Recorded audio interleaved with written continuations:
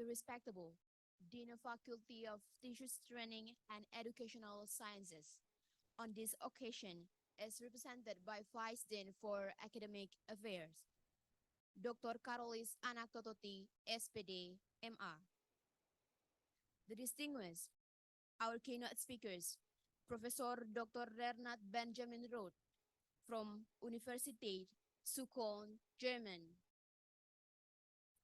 Professor Berenda Jetkar, PhD, from Nanyang Technological, Singapore. Dr. Crystal Taylor, PhD, from The Ohio State University. The distinguished, our invited speakers, Mrs. Siti Mahashuri Patahudin, PhD, from University of Canberra, Australia. Dr. Sains Edi Safrudianur, from Mula Warman University, Indonesia. Professor Dr. Teresia Lawrence, MPD, from Pattimura University, Indonesia. The Honorable Head of Science and Mathematics Department, Dr. Anderson Leonardo Palinusa, MPD.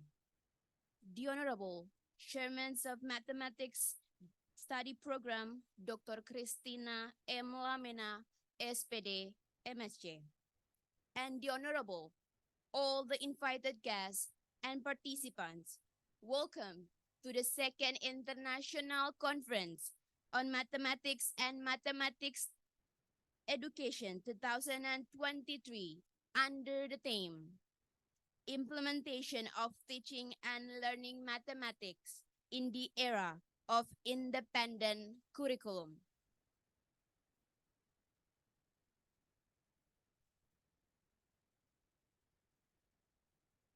Assalamualaikum warahmatullahi wabarakatuh. Good morning for all of us. First of all, let us praise to the Almighty God. Because of His blessing, we are able to attend this event. Distinguished guests, ladies and gentlemen, my name is Lianka Ilela. It is an honor to become your Masters of Ceremony in this morning. And to begin with, allow me to read out the agenda for our opening ceremony. First, the listening of Indonesian National Anthem. Second, the welcoming speech by the chairmen of organized committee. Third, the opening speech by Vice Dean for Academic Affairs. Fourth, pray.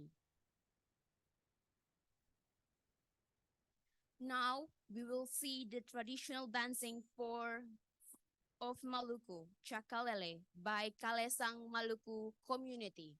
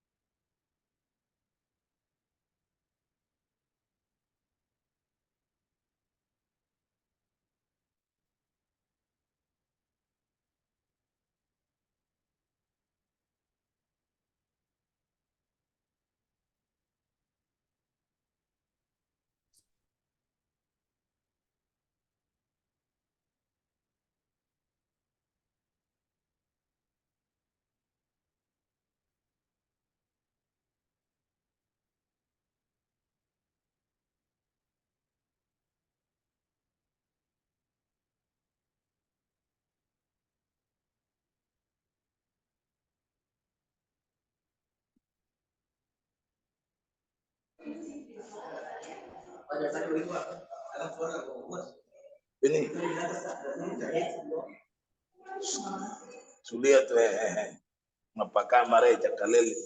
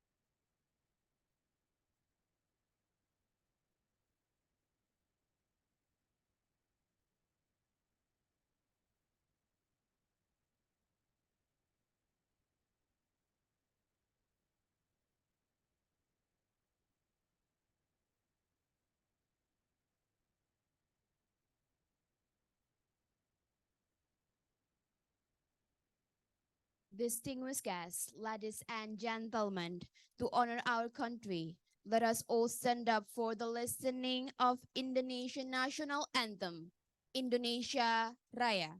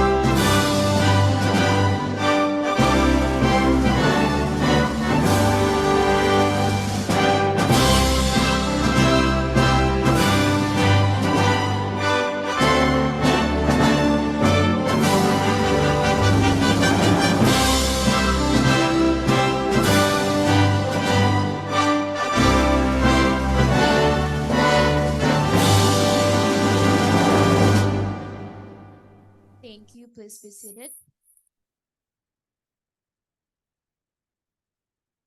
Ladies and gentlemen, we move to the next agenda, which is the welcoming speech by the chairmen of the Second International Conference on Mathematics and Mathematics Education 2023, Mr. Dharma Andreas Nilawayan MPD.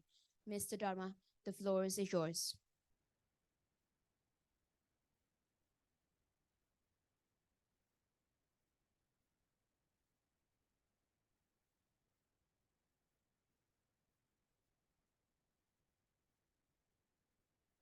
Distinguished guest on site, Vice Dean for Academic Affairs, Head of Department of Mathematics Education, Pattimura University, and also honorable guest on site this morning.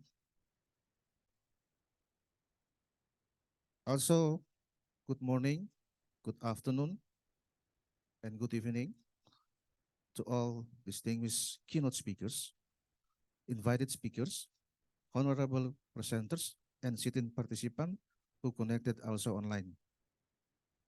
It is my honor to welcome you all from nationwide and across the globe to take part as presenter and sitting participant in the Second International Conference on Mathematics and Mathematics Education 2023. The current implementation of Curriculum Merdeka, adapted from independent curriculum, that applying in most schools and universities around Indonesia has put major issue to deal with, especially in teaching and learning mathematics. This condition brings our focus to develop them for the second edition of ICMMEd as implementation of teaching and learning mathematics in the era of independent curriculum. Following them of the second ICMMEd, the papers that presented are covering the topics of the conference, which hopefully can enrich innovation for teaching and learning mathematics in terms of implementing methods, strategies, using proper tools, etc., that fit to the character of independent curriculum. Participants of this conference are lecturers, scientists, teachers, undergraduate and graduate students, which coming from various universities and schools in Indonesia and also overseas. The committee wishes to thank abundantly to Dean of Faculty of Teachers Training and Educational Sciences at Pattimura University, as well as Vice Deans for their supports for this conference in every way. We also thank and appreciate the distinguished keynote speakers from Germany, United States, Singapore, Australia, and Indonesia that will present and sharing knowledge with all of us. I wish you all a wonderful experience and a lot of benefit through this conference. May God bless all of us. Thank you.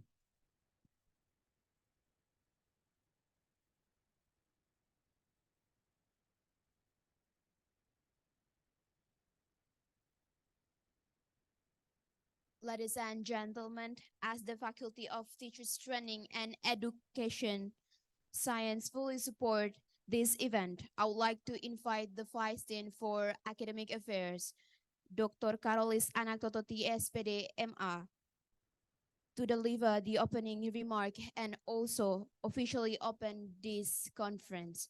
Dr. Carolis Anaktototi, the floor is yours.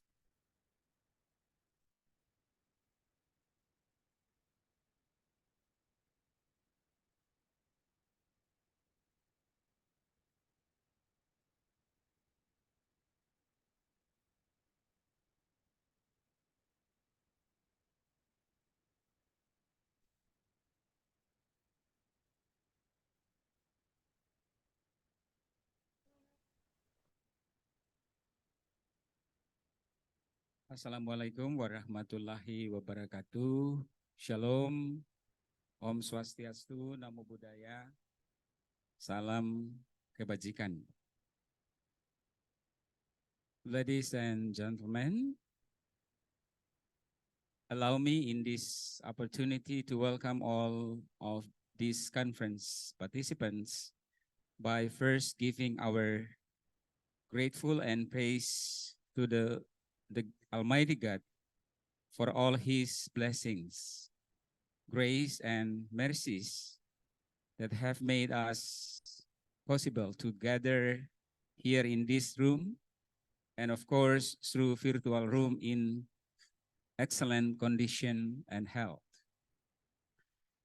Dear keynote speakers and invited speakers, we have Professor Benjamin Roth from Universität zu Köln, Germany, Professor Perinderjit Nanyang Technological University, Singapore, Dr. Crystal Taylor from Ohio State University, USA, Siti Maesuri Patahudin, PhD, University of Canberra, Australia, Dr. Safrudianur, Universitas Mula Warman, Indonesia, and last but not least, Professor Dr. Teresa Lawrence from the host university, Universitas Pattimura.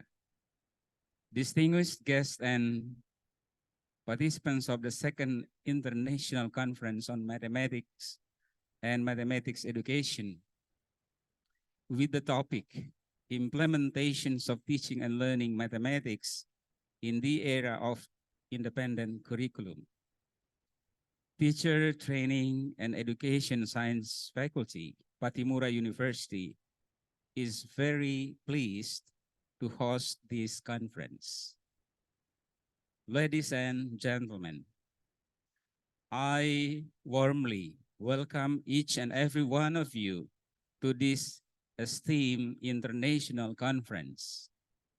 It is indeed an honor to stand before an assembly of dedicated educators, researchers, policymakers, and curriculum developers who share the collective goal of enhancing the quality and effectiveness of mathematics education worldwide. In our rapid changing world, the role of mathematics can never be overstated. It is not just a subject learned in schools, but a crucial tool that forms the foundations of modern society and advancement, enabling us to solve complex problems, make informed decisions, and innovate in numerous fields.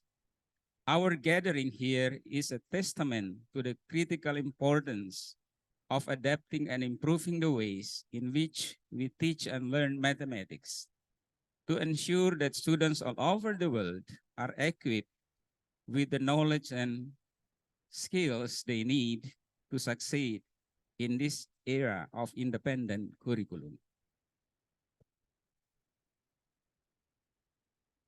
This conference serves as a vital platform for sharing insights, strategies, and research findings related to the effective implementations of mathematics teaching and learning within the context of varying and independent curriculum. In this conference, we will engage in robust discussions and presentation that aim to shed light on the most effective and innovative methods for teaching mathematics. We will investigate deep into the explorations of novel pedagogical approaches, adaptive learning technologies, and strategies for ensuring equitable access to quality mathematics educators for all students, educations for all students. We will listen to diverse voices from across the globe, each bringing unique perspective on how to overcome the challenges faced by educators and learners in different contexts, and how to leverage the opportunities presented by an independent curriculum to tailor mathematical education to the specific needs and context of diverse learners' population. Let us not underestimate the power of collaboration and the exchange of ideas in propelling us towards our common goals. Let us take this opportunity to learn from one another, to challenge and inspire each other, and to forge partnerships that will endure beyond this conference, contributing to the continual enhancement of mathematics education globally. In closing, I urge each of you to actively participate, engage with peers, and make the most of the wealth of knowledge and expertise that this conference offers. Together, let us pave the way for a future where every learner has access to high-quality mathematics education and is empowered to apply mathematical thinking and problem-solving skills to address the challenges and opportunities of our time. Ladies and gentlemen, I'm so grateful to have you all in this conference. Thank you very much for all the keynote speakers and invited speakers for spending your expertise and professional time in this conference. I also express my sincere thanks to all participants attending this conference. I wish you all a high, productive, and enriching conference experience. Thank you so much, and may God bless all of us. And without any further ado, I officially open the international conference under the title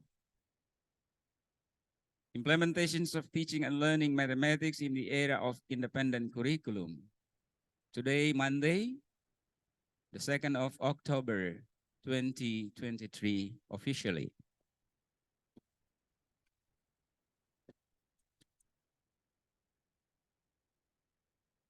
Thank you so much. Assalamualaikum warahmatullahi wabarakatuh. Shalom. Om Santi Santi Santi Om. Namo Buddhaya. Salam kebajikan.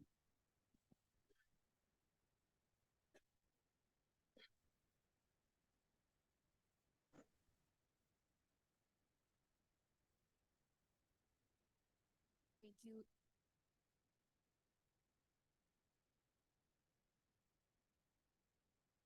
Thank you, Dr. Anak Tototi. The Honorable ladies and gentlemen, the next agenda is praying. This prayer will be delivered in Islam by Mr. Muhammad Samad Rumalayan, MSE. Other participants who have another religion, please be adjust. Thank you. Mr. Rumalayan, the floor is yours.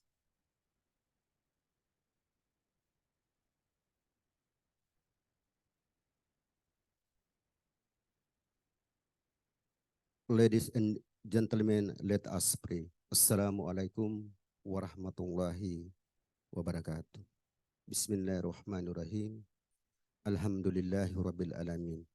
Assalatu wassalamu ala asrafil anbiya'i wal mursalin wa ala alihi wa sahbihi ajma'in. Allahumma salli wa sallim ala sayyidina Muhammadin wa ala ali sayyidina Muhammad.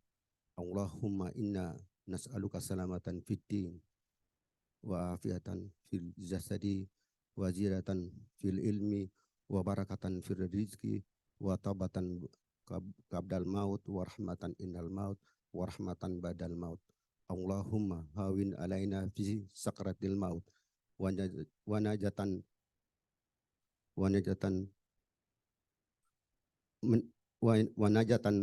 minan nar wal afa min indala anwa.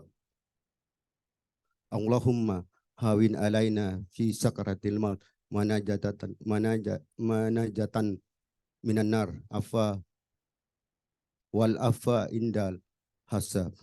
Rabbana zalamna anfusana wa ilam takfir lana wa tarhamna lanakunna minal hasirin.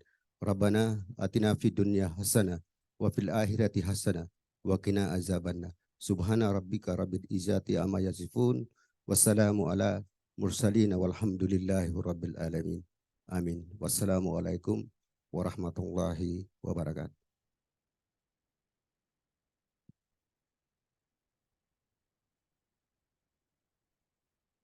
Thank you, Mr. Rumalayan. Excellencies, ladies and gentlemen, for the documentation, we are going to have a photo session because we have a lot of screen pages in this conference. So it will take a few minutes to our team to take it. So I will count from 1 to 3, your picture, to take your picture in every screen. So please be sure that you turn on your camera and smile. Okay, slide 1, 1 to 3. Ladies and gentlemen, don't forget to turn on your camera. Okay, for the slide number 1, 1 to 3, smile.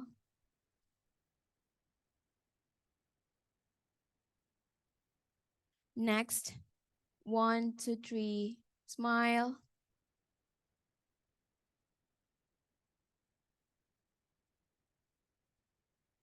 Okay, next, 1, 2, 3, smile.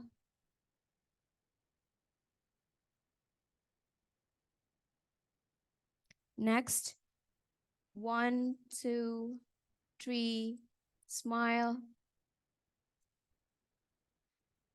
And the last one.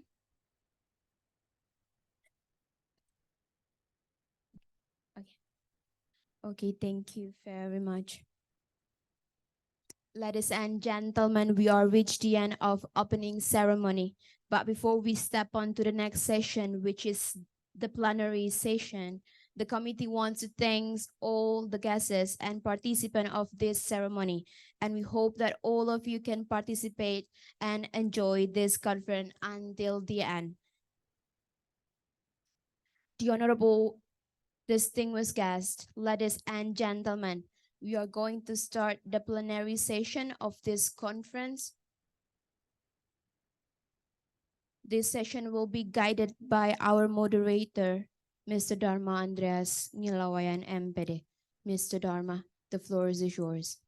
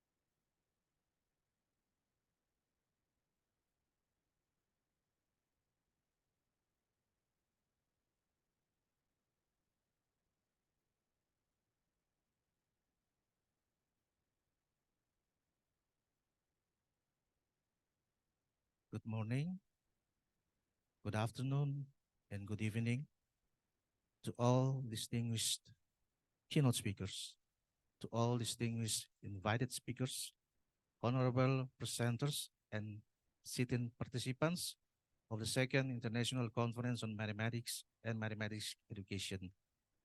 Now we are proceed to the first session of this conference.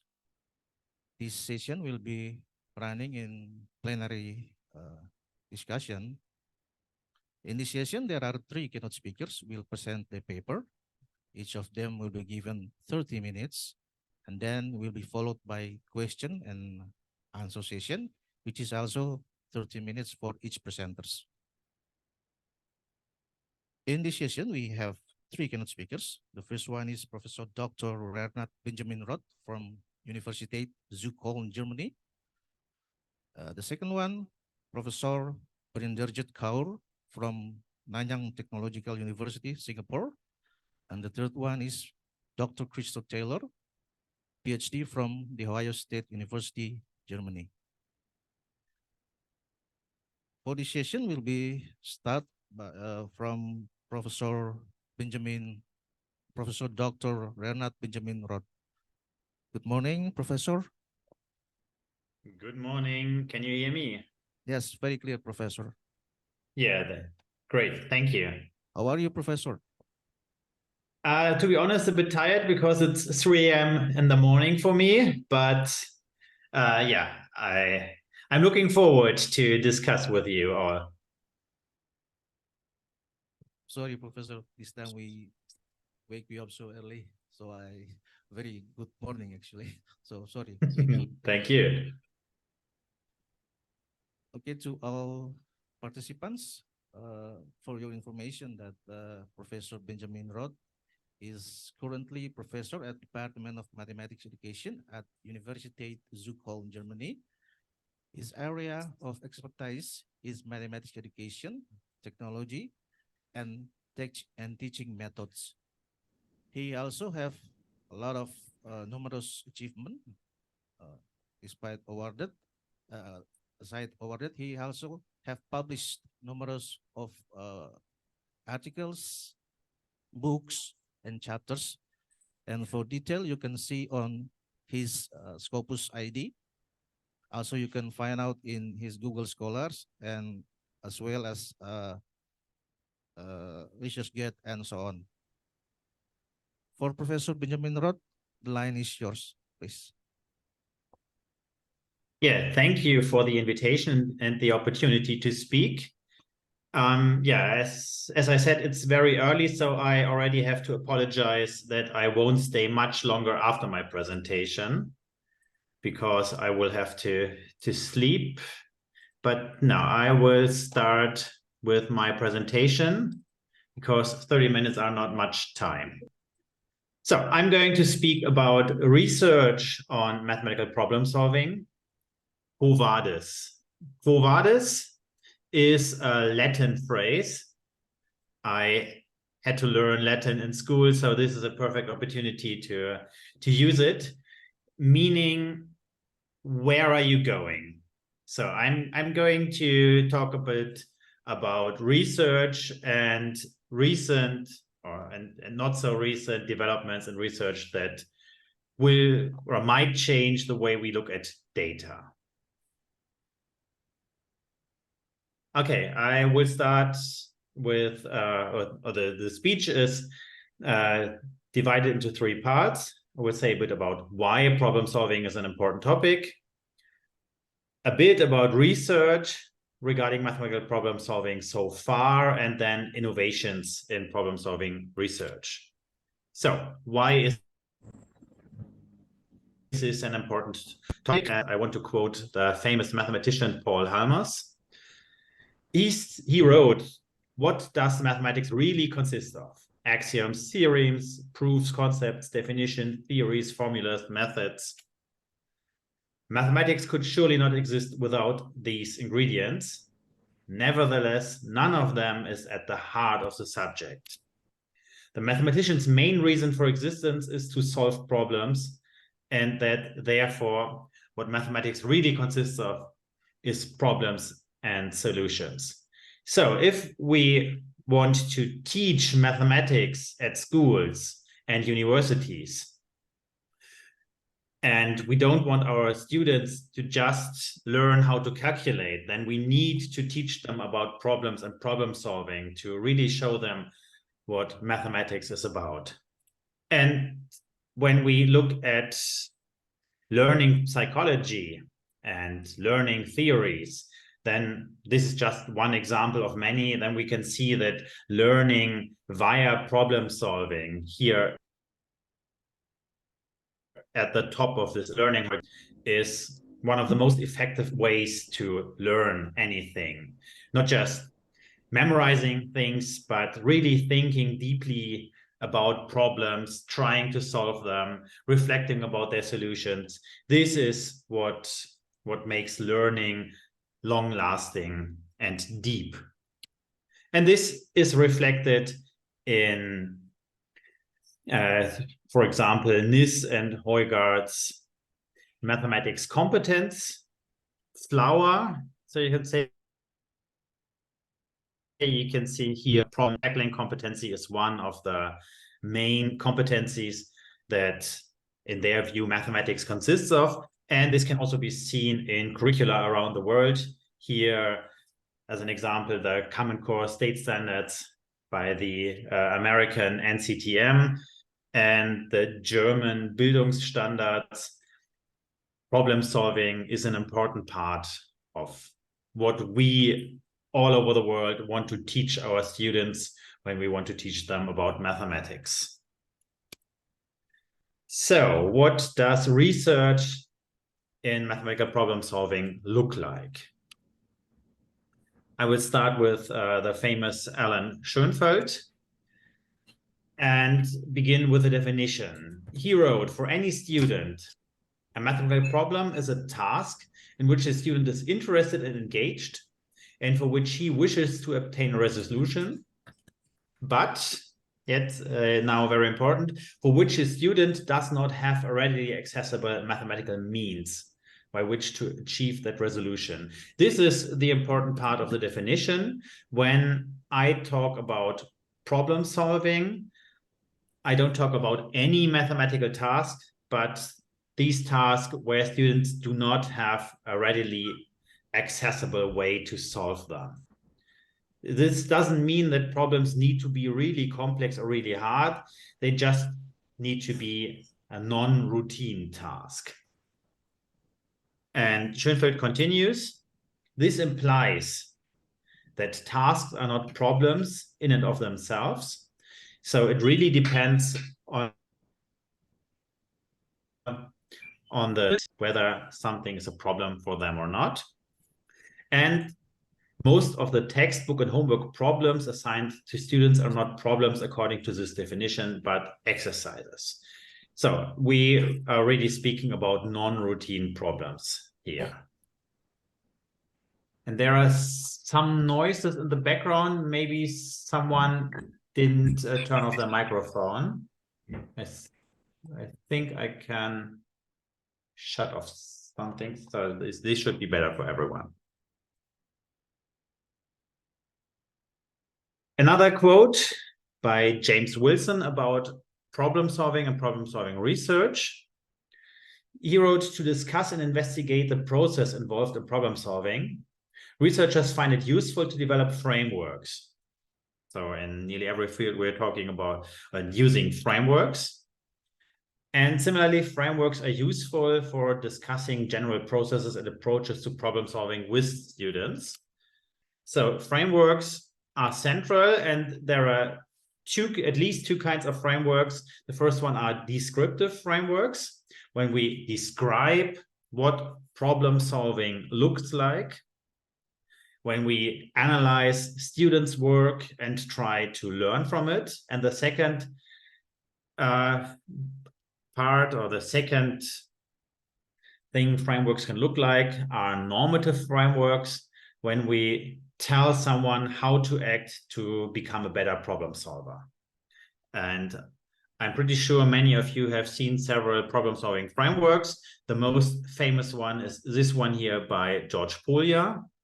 You have to understand the problem, devise a plan, carry out the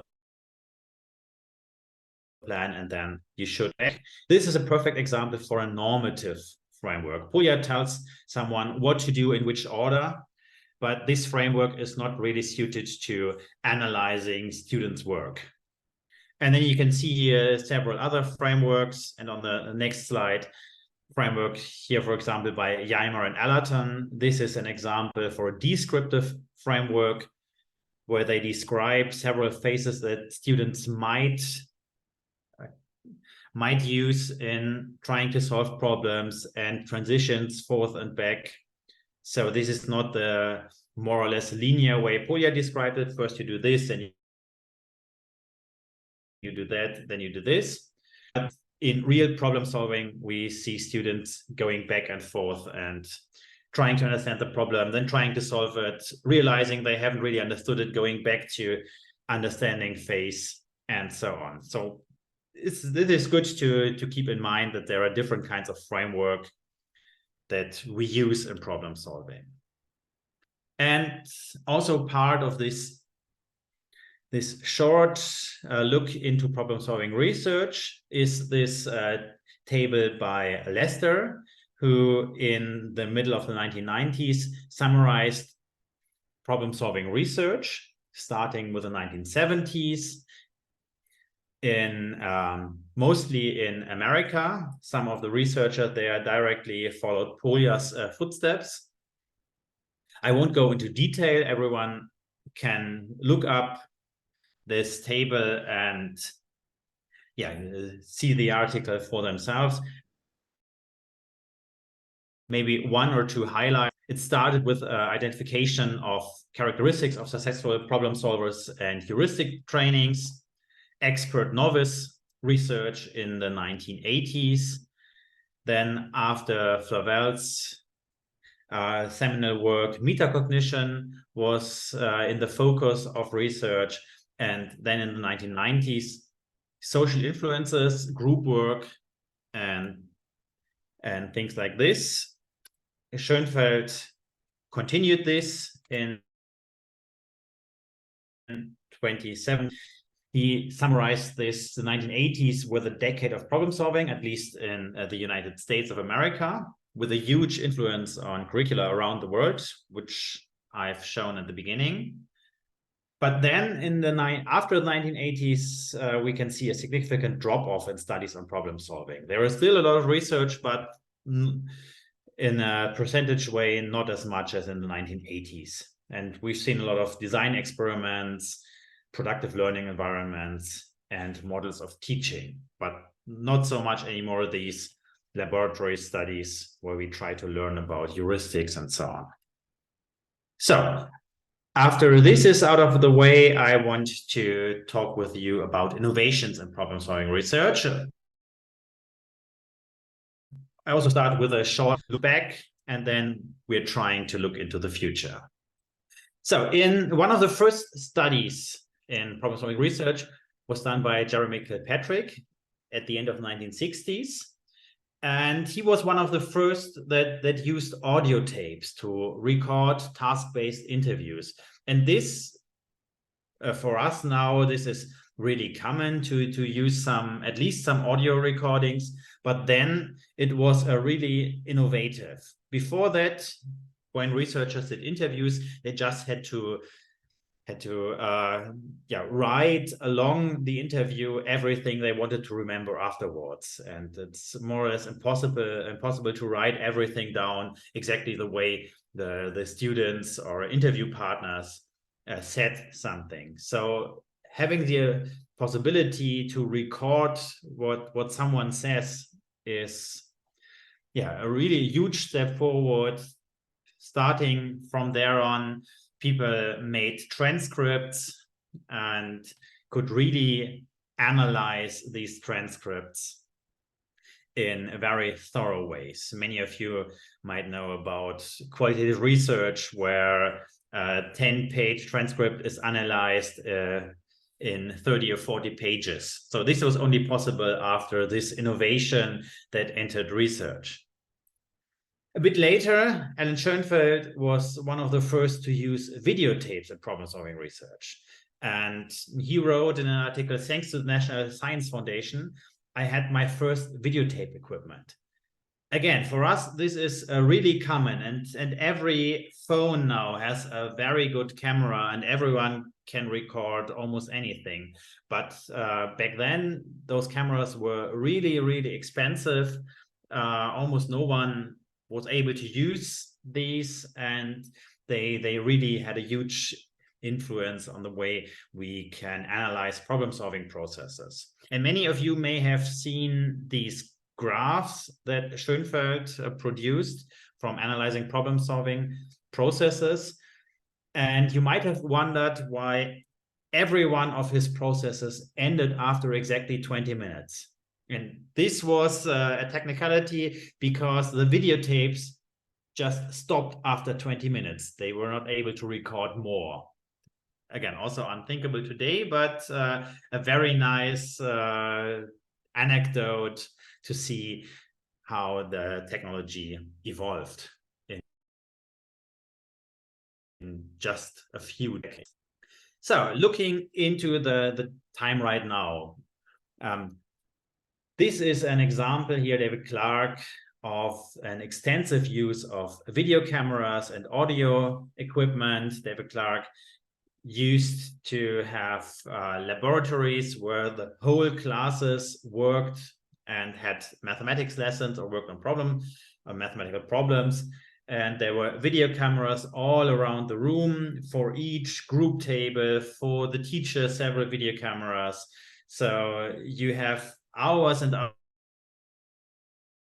hours of data material after recording one mathematics lesson, and you can zoom into everything.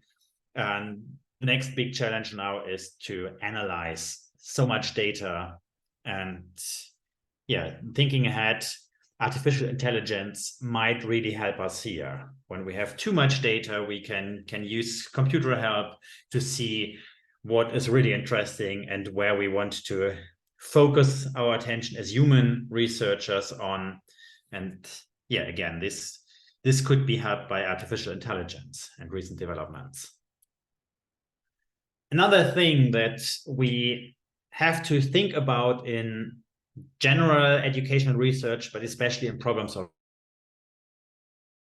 research, there is a lot about digital technologies, and dynamic geometry systems, DGS here on the right, are often used. GeoGebra is known around the world, and we have developed a lot of learning environments using such digital tools, but there is not so much research regarding the way this technology changes how we think about mathematics and how we solve problems. So just a simple example, when we have a geometrical problem and we should find a certain point, a point where distances are minimized or maximized, for example, and we do this in a paper and pencil environment, we approach this problem in a different way than when we do it in a dynamical geometry environment, where we can just construct a point and pull it around our screen and have thousands and thousands of sample configurations and just find the minimum, whereas in a paper and pencil environment, we have to think and maybe can draw 3 or 4 of these configurations and have to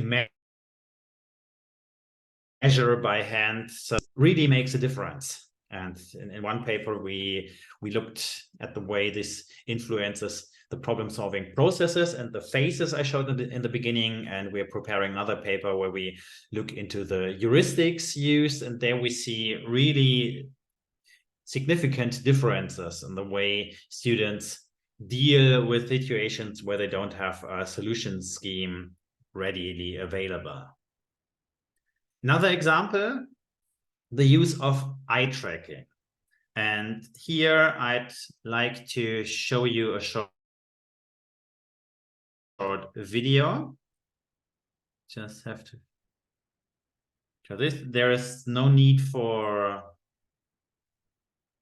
additional audio. You just can hear me. So this is a problem, and I show you a short sequence of a problem-solving process. Let a triangle ABC be given. The points P, Q, R, and S divide the sides AB and AC respectively into 3 equal parts. And now we want to look at this gray quadrilateral P, Q, R, and S and compare its area to the area of the triangle. This, for most students, is a problem because no one has learned how to calculate the area of this quadrilateral and this triangle when no side lengths are given. So let's have a short look into this process and how eye tracking technology can help us. Here, this is a second approach by a student named Zina. At the moment, you can ignore this dot from the eye tracking equipment. That shows us where the student focuses on. We can use this data like we could use any recording of this problem-solving process that just focuses on what the student draws. Here we see one solution approach, how she finds out that the gray area is 1/3 of the triangle. She just moves this part of the triangle over there and sees here now we have 3 equal parts. She writes down 3 parts.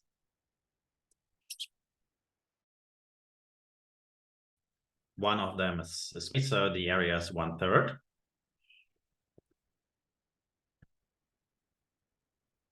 We see the last approach of this 30-minute process.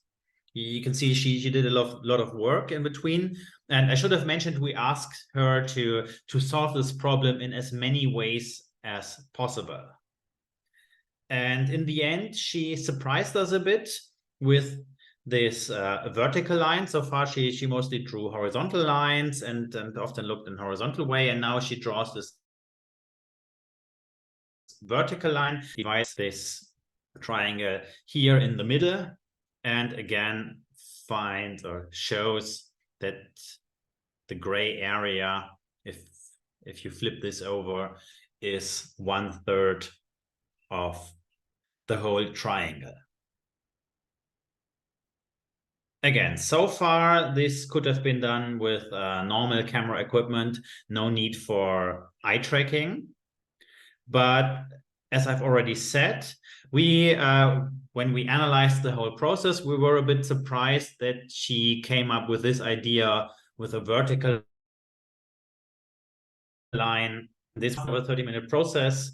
This was a new idea where we didn't have any signs of this before that. But then we used this eye tracking data and went back, really carefully looked at the whole process and identified this sequence several minutes before this approach I've just shown you. And here in this sequence, she doesn't say anything and she doesn't write down anything, but we can see that this line that she has drawn in the last approach, she had seen it. I hope you can see this, that she draws this line with her eyes. She often in the middle here goes up and down, also looks at several parts, but this line that surprised us a bit was already in the process here, and we wouldn't have been able to see this hadn't we used eye tracking technology. So this is one possibility, that new technology helps us to find new approaches in research. There's my presentation. So here, this line was only visible with eye tracking technology. So I have to look at my timing. I think I have 5 minutes or so left. Other possibilities, new, what does it offer us? Here we have an example of a now commonly used Fitbit, a heart rate tracker that people use when they do sports. And this has become very cheap and can be easily used. And I've seen colleagues that use such equipment in mathematical processes and problem-solving process. And then we can see when the heart rate goes up, when they find something that is exciting for them. And other tools like this can start to measure whether they are anxious or excited and anything like this. So this offers opens a lot of possibilities for research that were not possible before this equipment has become easily available. The use of apps has occurred more often in research, and with this way we can collect, for example, we can collect data even when the researcher is not present. This is from a project where students are asked to fill in or to answer questions in this app several times a day, when they're in school, when they are working, but also when they're at home doing homework, or whenever they have ideas and want to return to a problem, they can use the, and those apps can be programmed that they have an alarm time every 2 hours or so. The students are asked to answer 2 or 3 simple questions, and this again offers new possibilities for research, because we can see what they do when they are not in school, when they are not in our laboratories, and have really long time data. One other example, I'd like to show you another video.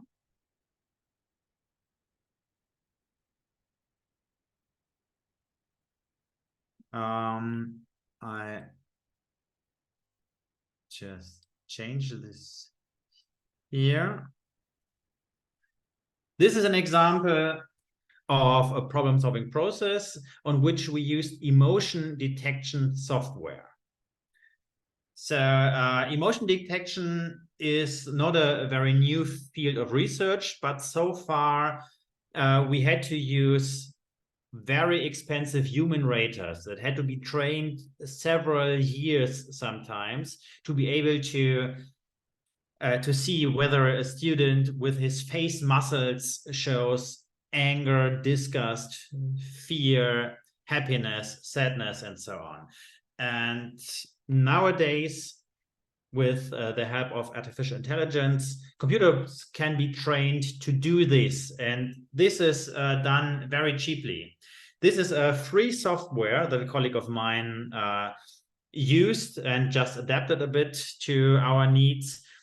The computer still has to run several hours to analyze 10 minutes of video, but again, we don't need a very expensive human coder, but we can just this free software, and all we need is some time in which the computer does all the work for us. You can still see here in this video that there are some problems with this. Sometimes the face is not really recognized. When the students wear a t-shirt with a smiley on it, the program really has problems. But overall, this has become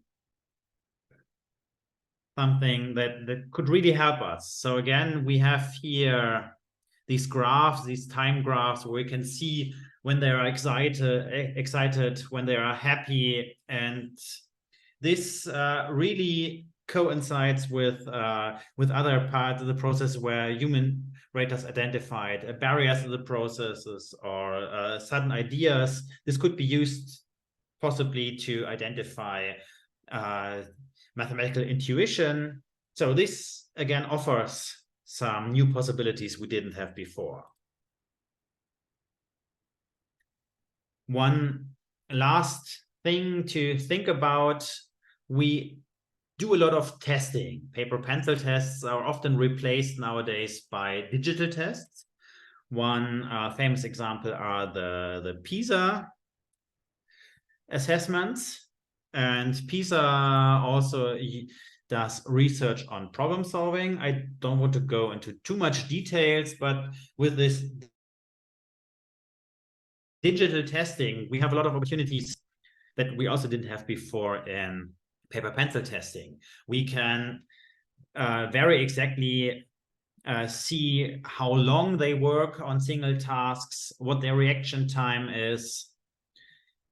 And if we combine this with eye tracking, we can see where they exactly look at. So again, we will have a lot of data that we didn't have before that could help us to better understand students' processes. So, and with this, I hope I was in time. I go back to my initial question.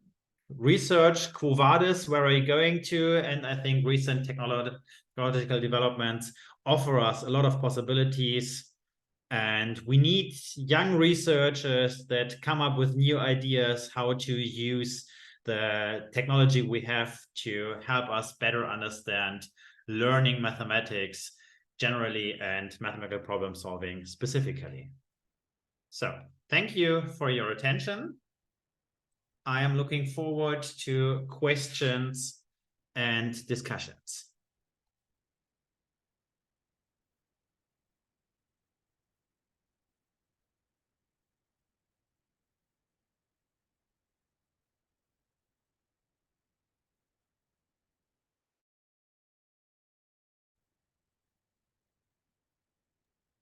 Okay, thank you very much, Professor Benjamin, for your meaningful presentation this morning that brings our insight more deeply about the use of technology in improving students' ability of problem solving. So we will continue to all participants. We will continue to question and answer session. I have checked the chat box. That seems like we still have no questions yet. I can see one participant that wants to ask a question.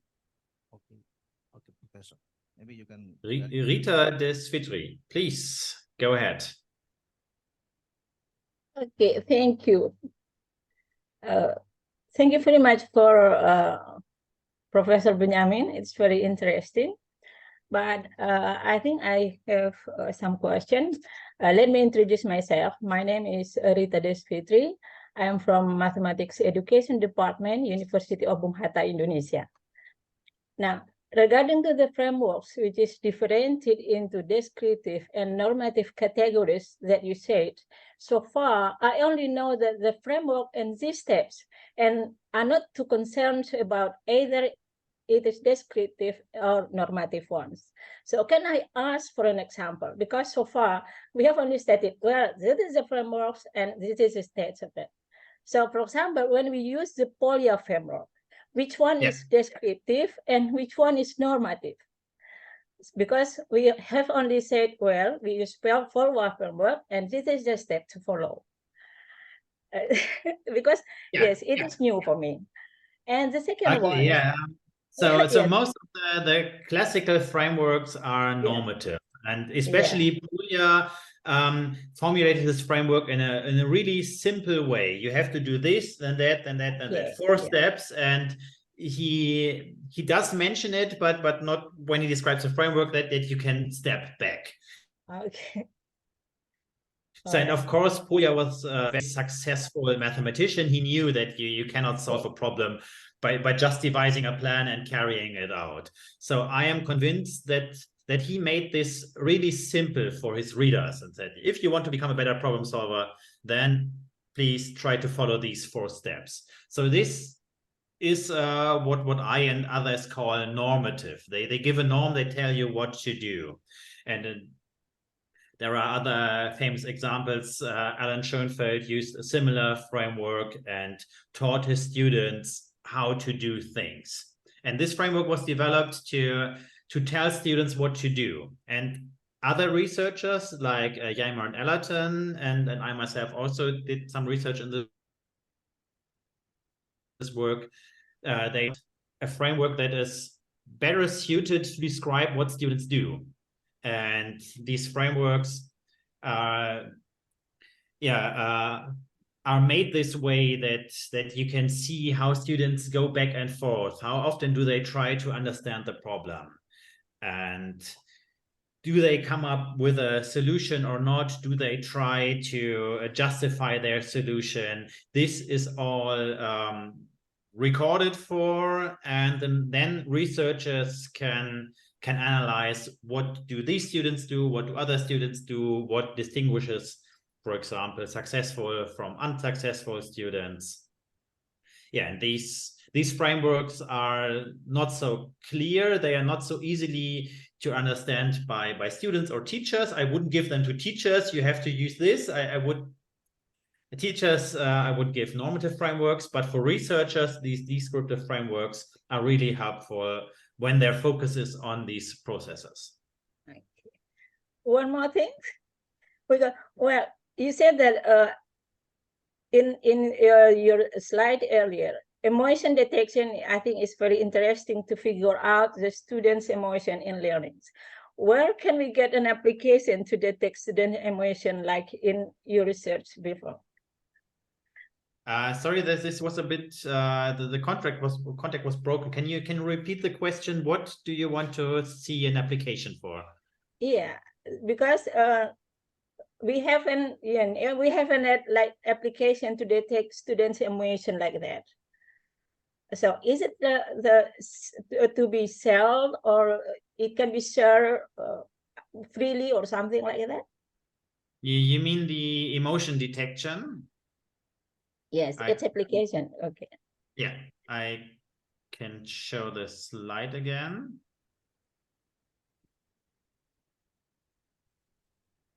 I can't. No, somehow the Zoom window disappeared.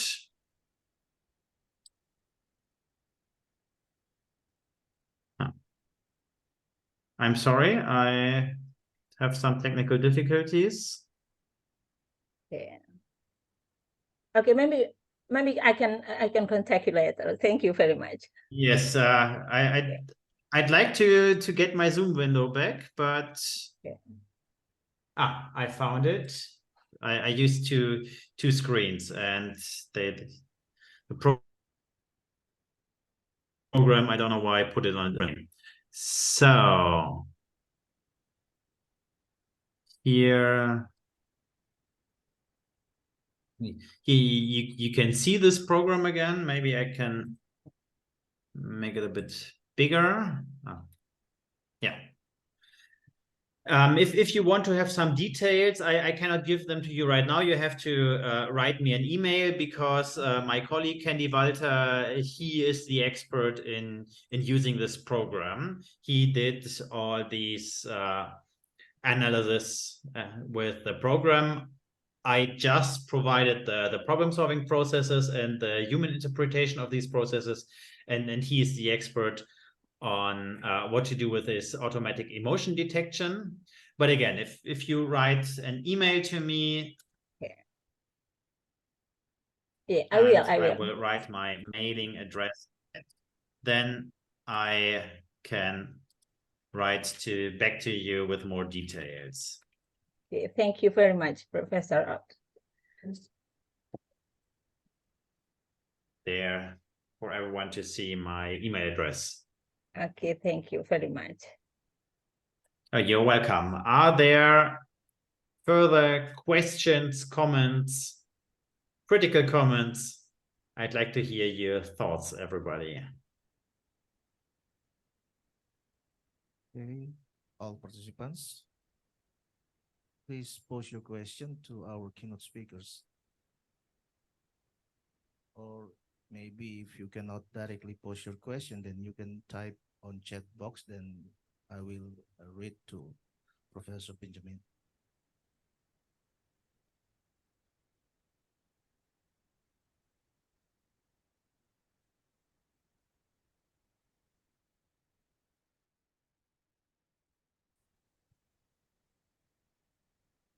Oh, I could hear you. Can you hear my So, voice, Professor? My voice. Yeah, I could hear you. Maybe I can repeat. So yeah, please ask your questions, and if you cannot speak because your microphone doesn't work, or so, you can use the chat, and we will read everything that is written in the chat and can answer you when you post your question there.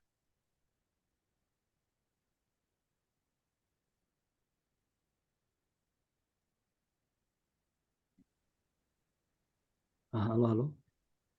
Okay. Can I have questions? Okay, please go on. Okay, thank you. Thank you very much. Hello, Benjamin. How are you? Hello dear, nice to see you. Yes. Yeah. It's long to see not to see you. Okay. I have questions like the first one about the emotional detection. Yeah. I also interested into. I want to ask about what happened with the emotion when the aha moments. Aha is is the student happy or like anger or anything like that, or what? Did you find the aha moment in the Yes. research? I hope you can see it here in this textbook. The resolution is not really good, but you can see here that this program is programmed to detect some basic emotions: angry, disgust, fear, happy, sad, surprise. And then neutral. And you can get graphs for all of these 1, 2, 3, 4, 5, 6 basic emotions. And neutral, but neutral is hard to interpret. So what we did so far, we just have to send in for reviews, is we have to look at processes that human raters have already coded. And in these processes, not from an emotion perspective, but from a problem solving perspective, we know when they use heuristics, when they get stuck, or when they come up with new ideas. And this fits surprisingly well to this emotion data. So in these processes, when from the human problem solving know that they have a new idea, we can really see that the happy emotion goes up, and sometimes also the surprise emotion. To be honest, so far we have just analyzed 3 processes, and in these processes, real aha moments are rare. We have 1 or 2 aha moments so far, and they perfectly align with huge spikes in happiness. And we have other parts of these processes where we can see that they get frustrated, don't know what to do, and then these anger and disgust emotions rise to certain levels. But we haven't analyzed enough data yet to say with certainty that whenever they have an aha moment, we see happiness, or the other way around. But yeah, it's really promising at the moment. And I personally at this time see 2 ways to use this. The first, what we did, we have these processes that were analyzed by humans with regard to problem solving, and then we can use this emotion data to verify or validate our findings. We think there is an aha moment, and the emotion analysis shows us the same, so we can be more certain about our codings regarding aha or being stuck. And the other way around, it would also be interesting if we have lots of data, we could just use this emotion analysis software, have the computer run for 3 days and 3 nights, and then we would have very good clues at which points we want to look into the processes in detail. So it might not be interesting to see this part of the process, but here at 046, this should be a really interesting part to have human raters look into this. And this is what I also mentioned with when I talked about David Clark's laboratory. So we will have lots and lots of data, and we don't know what to do. This is more than human raters could analyze in their lifetimes. But with such automatic codings, we could have first screening, and then we would know where to look in detail with human raters to learn more about these processes.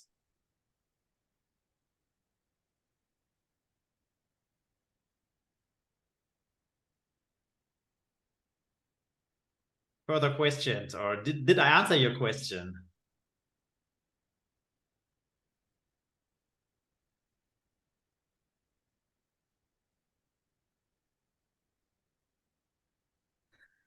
My friend.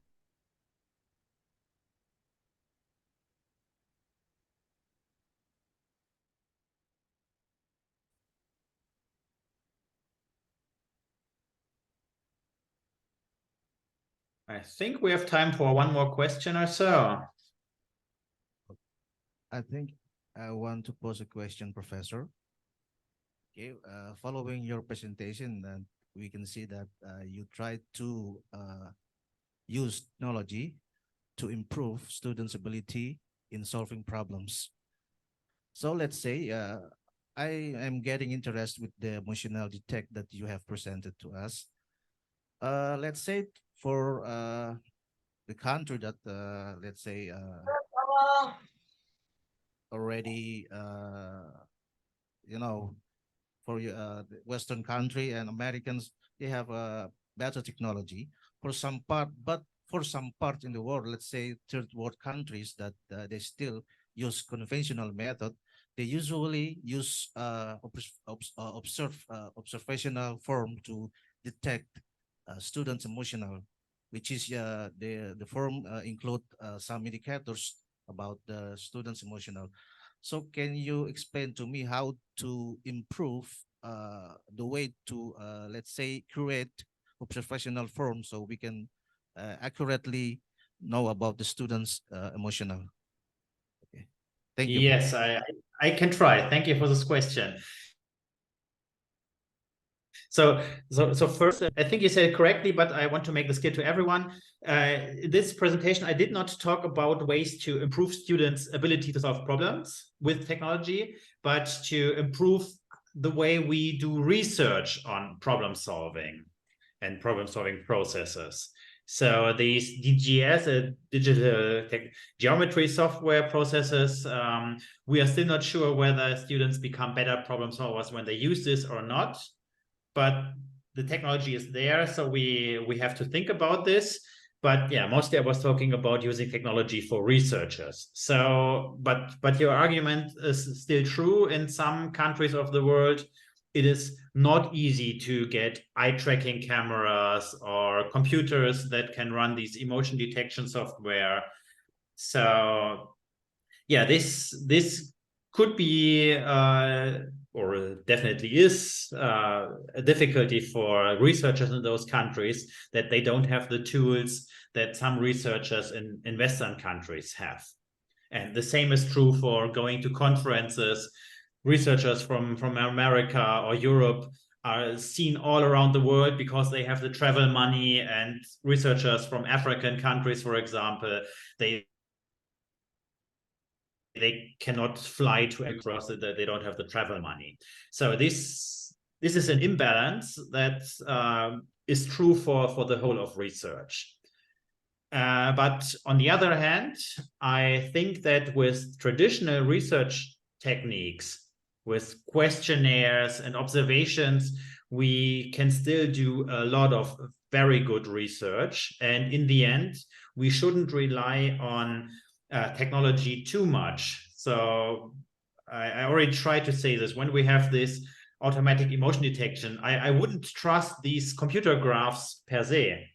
I would always use human raters to interpret the processes, and this technology can only make it a bit easier for them, because maybe they don't have to analyze the whole 30 minutes, but these 5-minute part of the process where the software told us to have a more close look. So overall, I think of course technology can help, but still very good and very thorough research can be done. It has to be done by humans that don't have so much assistance with technology. Thank you very much, Professor, for your explanation. I think we are running out of time, so we'll end this session. Maybe Professor Benjamin, you can give your closing statement. As I said, I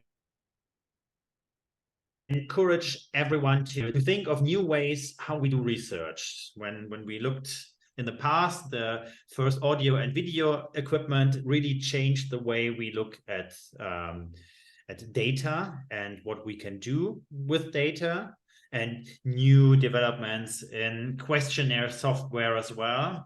So with all this new technology available, no one has the answer what research will look like in 10 or 20 years. And the young researchers that attend this conference, it is up to them to find new ways how to collect data and analyze data, and help us to be better math teachers overall. I'm looking forward to these bright minds that attend the conference and come up with new ideas. Thank you. Okay, thank you very much, Professor Benjamin Roth, for attending the conference today, and also for sharing your meaningful information that deepen our knowledge about problem solving and the way to research using technology and improving problem solving for students. Look forward to see you again, Professor, in another occasion, maybe another conference. Hopefully, maybe we can see you in the future, maybe in the same event you can visit Ambon. Thank you very much, Professor. Thank you. Have a nice conference. I will stay for the next talk and then I will go to sleep. So wait a second, maybe you want to share your certificate of appreciation. Okay. Yeah, thank you. We will send it to your email. Thank you very much, Professor Benjamin. Okay. To all participants of the Second International Conference on Mathematics and Mathematics Education, now we move to our second keynote speakers, but before that, I would like to ask you all to pose many questions as much as possible by typing your question in chat box, or you can directly post your question after the presenters ending their presentation. Now we move to the second keynote speakers, Professor Parinderjit Kaur. Am I pronouncing your name well, Professor? Can you hear me, Professor? Yes, now you are much louder. Thank you so much. Thank you, Professor. Yes, and you're pronouncing my name correctly. Thank you. You're welcome, Professor. Okay, how are you this morning, Professor? I'm good, I'm good. To all participants of the Second International Conference on Mathematics and Mathematics Education, for your information that Professor Kaur is a professor at Nanyang Technological University, Singapore. Her current position is a professor at National Institute of Education. Her area of expertise is mathematics and mathematics education. You can see more detail about her achievement, awards, and also publication, such as articles, books, chapters, and so on, by visiting her ID Scopus ID, and also ResearchGate, Orchid, and so on. Okay, Professor Kaur, the line is yours, please. Thank you.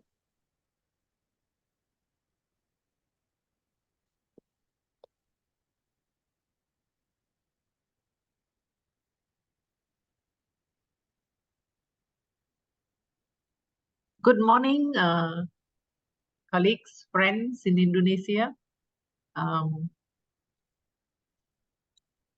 Unlike other times where I have actually made my journey to Indonesia to participate with you at conferences, this one we are meeting in cyberspace. But nevertheless, I think the excitement is still the same. And we all share similar goals in life, in education in particular. And looking at your conference team, I decided to actually look at mathematical literacy and how it is actually prevalent in all the work we do, but sometimes it lacks a bit of a push by us mathematics teachers. So my my talk is entitled Mathematical Literacy, a Cornerstone of School Mathematics. So let's together explore what it is in the school mathematics curriculum. And in my talk, I have put special focus on elementary school so that teachers can appreciate that mathematical literacy is not only to be worked at in the higher grade levels. It is there for us to actually even address in the elementary grades. Now, firstly, the 21st century, the one in which we are currently situated, I think our experiences thus far in all the world events that have taken place has assured us or affirmed that, you know, it is very complex, yet we are highly interconnected. We can get to each other if we want to. Technologies are abundant, just like my colleague Benjamin Roth has shown you, all the advances that have taken place. And the one thing that is there and it has been a mark is the rapidly changing world. The world changes very fast nowadays. So what should we then do in our mathematics classrooms is actually of deep concern to us. From the moment we train our pre-service teachers to the time they actually go to school and are in-service teachers, there is already a time lag. Things have already moved. So with that, I think we have to actually situate some of the work we do within the context of the fast-changing world. So I'm making reference to the PISA 2022 mathematics framework. And I'm taking the position of mathematical literacy from this PISA statement. In this PISA statement, it is stated that the critical issues facing societies throughout the world all have a quantitative component to it. Understanding them requires being mathematically literate and thinking mathematically. And I think that also justifies mathematics as a school subject. Why do we teach students mathematics in school? Because we want them to provide them with the necessary knowledge and skills for life. So such thinking is driven by reasoning, both deductive and inductive. Many of us maths teachers, we do this every day without knowing it. So my whole purpose of this talk is also to create an awareness amongst you about what we are doing. Mathematical literacy in the 21st century.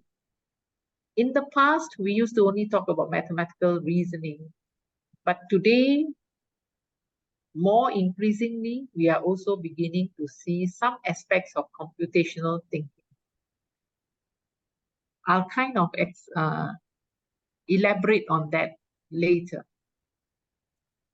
So what are 21st century competencies? The US, they have this P21 partnership for 21st century learning. And in it, this partnership for 21st century learning is not only specific to mathematics. It's specific to all school subjects. But in it, it is stated very clearly that mastery of fundamental academic subjects, such as mathematics, is essential for student success. So mathematics as a subject is highlighted. Working with the knowledge is critical for 21st century. What would I say? Survival in it, as well as contributing towards developments. And in our Singapore framework for the 21st century competencies and student outcomes, it is recognized that the new economic future that we are facing, especially in Singapore, there needs to be a very strong focus on science, technology, engineering, and mathematics. In other words, STEM, or some people will say STEAM, that is where the spotlight is moving towards.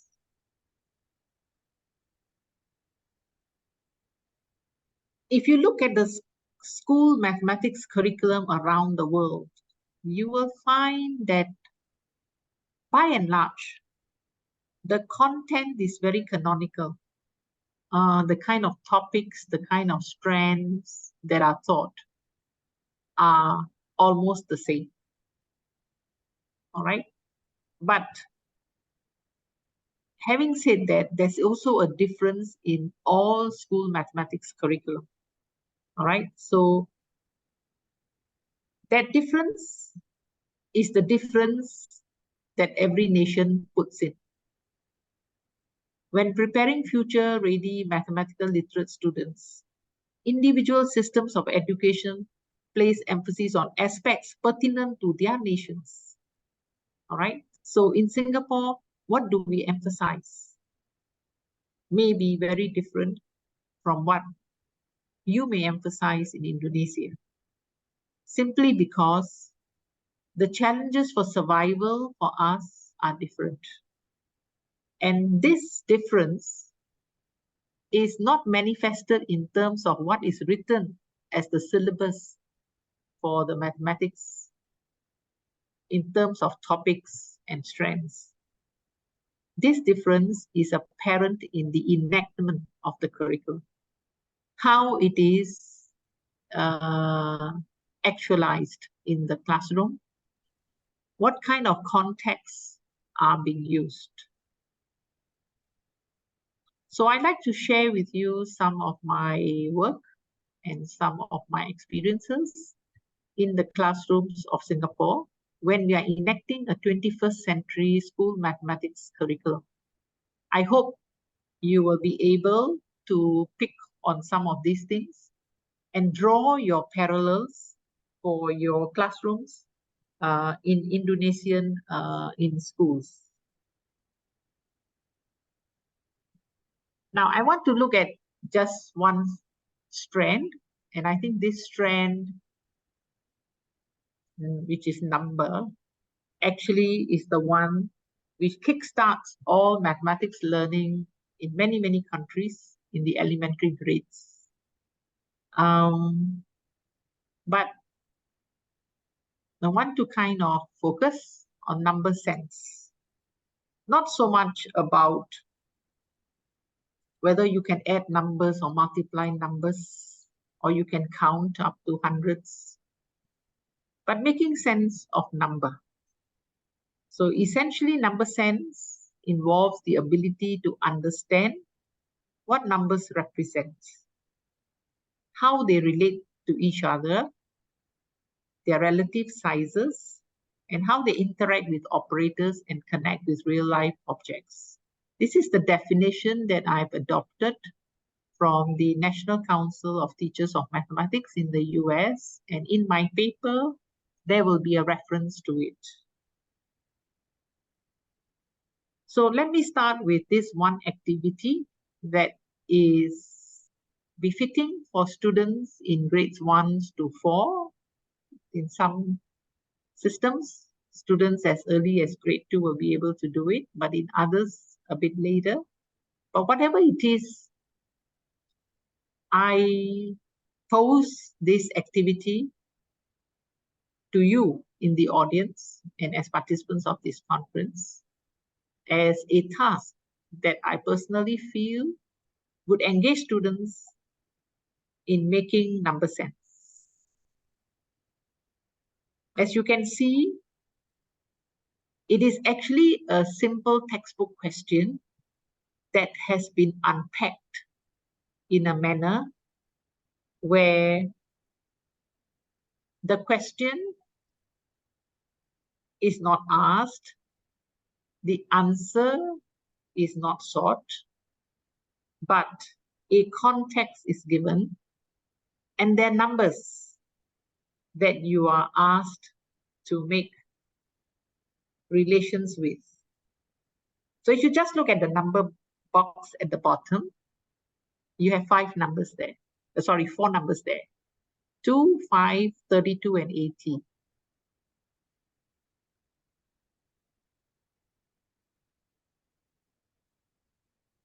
I'll give you a minute to look at them. Are there any relationships between those 4 numbers?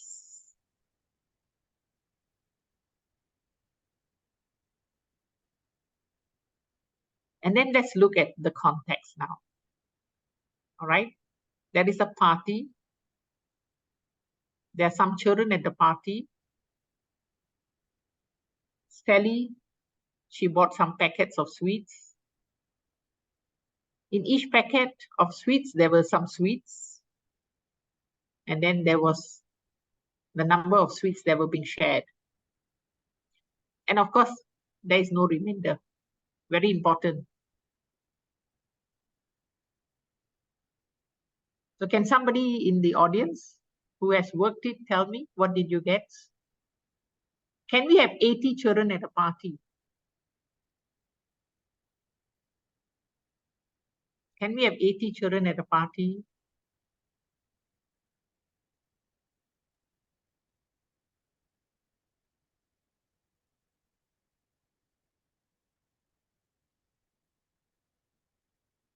What do you think 80 would most likely represent?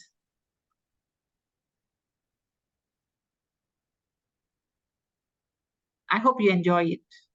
We will not spend too much time on this because we have many more examples to go through.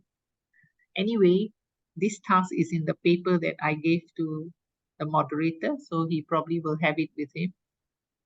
Okay, now I want you to look at my next task. All right. Again, it can be done with students from grade 1 to 4. And what would they do? It's very cultural in many of our Asian countries. And this culture is probably inherited from our colonial masters, Singapore, the British, and I think Indonesia, the Dutch, etc. And what do? We celebrate birthdays, we have candles, all right? But every time you have a birthday cake turning up, you have the exact number of candles coming. But sometimes when you're 80 years old, it's quite difficult to put 80 candles on the cake, all right? So I'm giving the students this context, but I'm giving them large and small candles. And grandfather is 64 years old. And Raju is a young boy. He has to decide how many candles shall I use? How shall I put them? And he has to tell me why. Essentially, I want him to think about what a large candle could represent and what a small candle could represent. And there is no one answer to this question. And that is also deliberate. Why? Because we need to steer a lot of discussion about this question and see whether the students can actually work their way towards any algorithm, if there is any. And if there's an algorithm, there will be a lot of if and then statements. If I do this, then I get that. And how do I check my work? Like, our first keynote lecture, you have problem solving. And if you look at Polia's 4 steps, it will be look back. How do you look back? What do you do?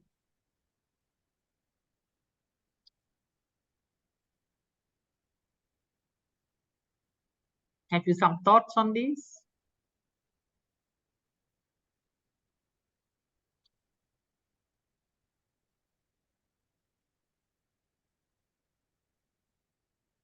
Shall I go to the next one?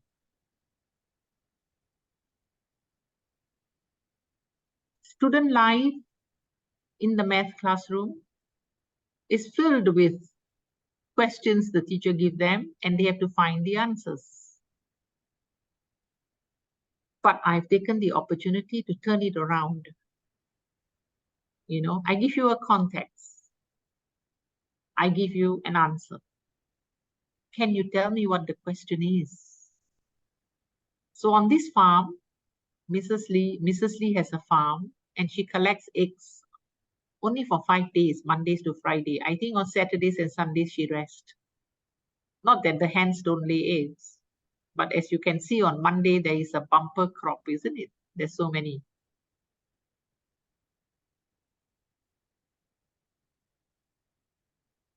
So what's the question if the answer is 5? It's the simplest question you can ask. Just reading the table and picking out the answer. Then the next one, what's the question if the answer is 25? Oh, there's no 25 in the box there, number of eggs collected. There's no 25. So what happens? You have to work and see numbers, make relationships with them, and try to see what is the question. And it goes on. And we have actually done this. In fact, hold on, let me show you the next one. Yes, the next question also. What's the question if the answer is given? Is Old MacDonald has a farm? We can say Old Pakchi has a farm also. We can say Old Mr. Tan has a farm. There are 5 cows, 12 ducks. And we have to tell our students in Singapore, a cow has how many legs and a duck has how many legs. You may find that strange, but when you are very urban and you don't live on a farm, sometimes this kind of information have to be given to the students. So I go back to my first question and then my second question. These 2 tasks were actually carried out in a grade 1 class by a teacher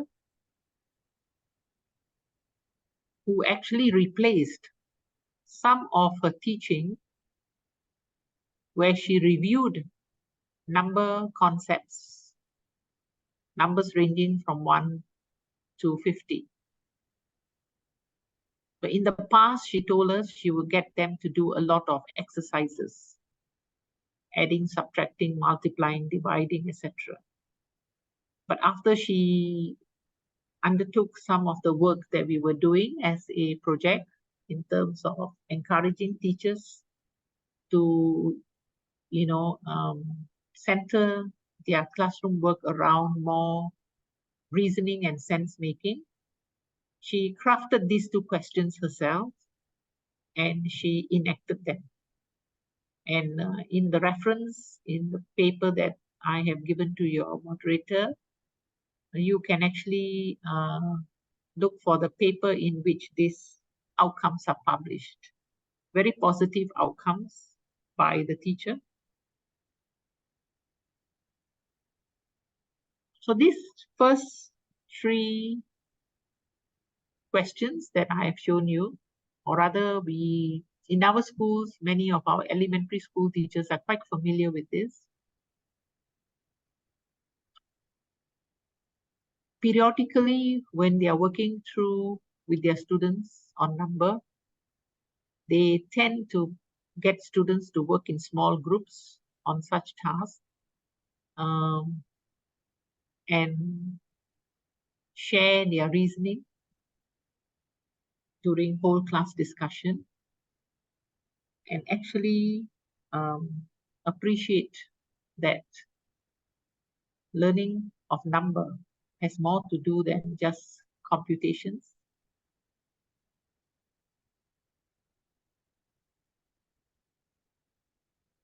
So this is my first part.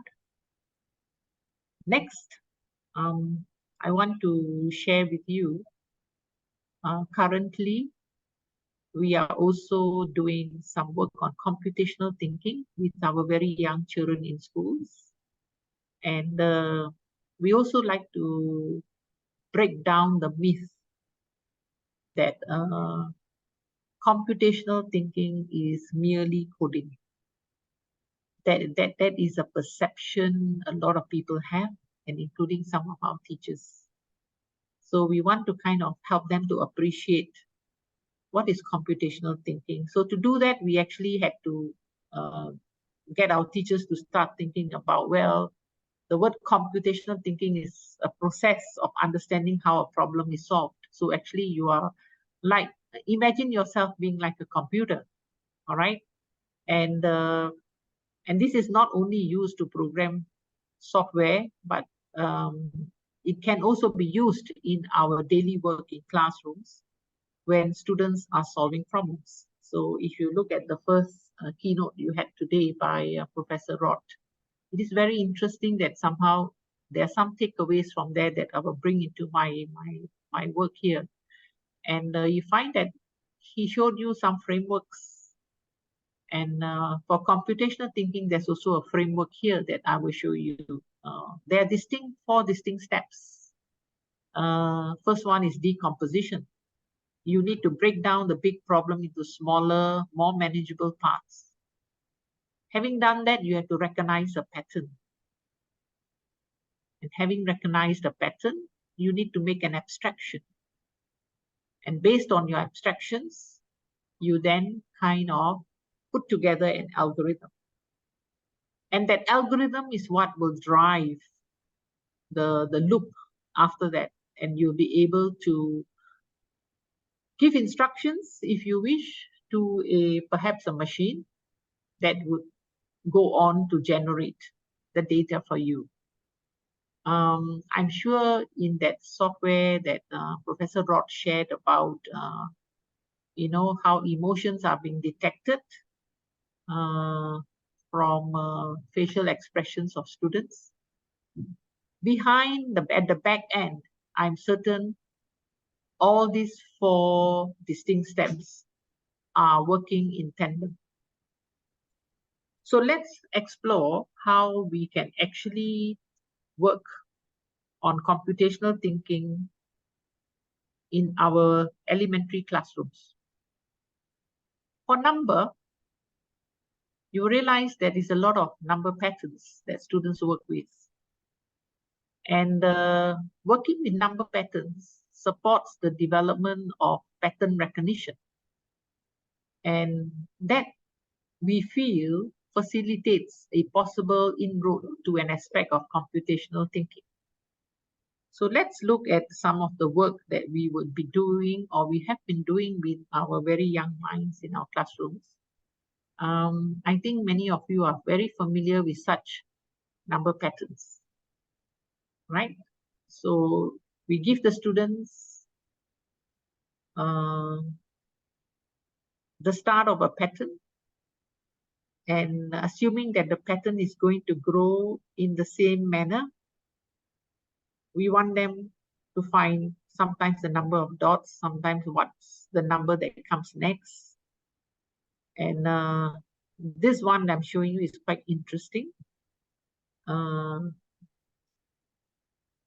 They are hexagons, and we want to look at the first column. In the first pattern, in the first column, there's only one hexagon. In the second pattern, in the first column, there are two hexagons. In the third, there's three. In the fourth, there's four, and it will grow on, right? So the insert I've shown you is actually how we actually encourage our students to record their findings. Okay, so you find that in both the task as well as the way we want them to represent their work, there are also patterns.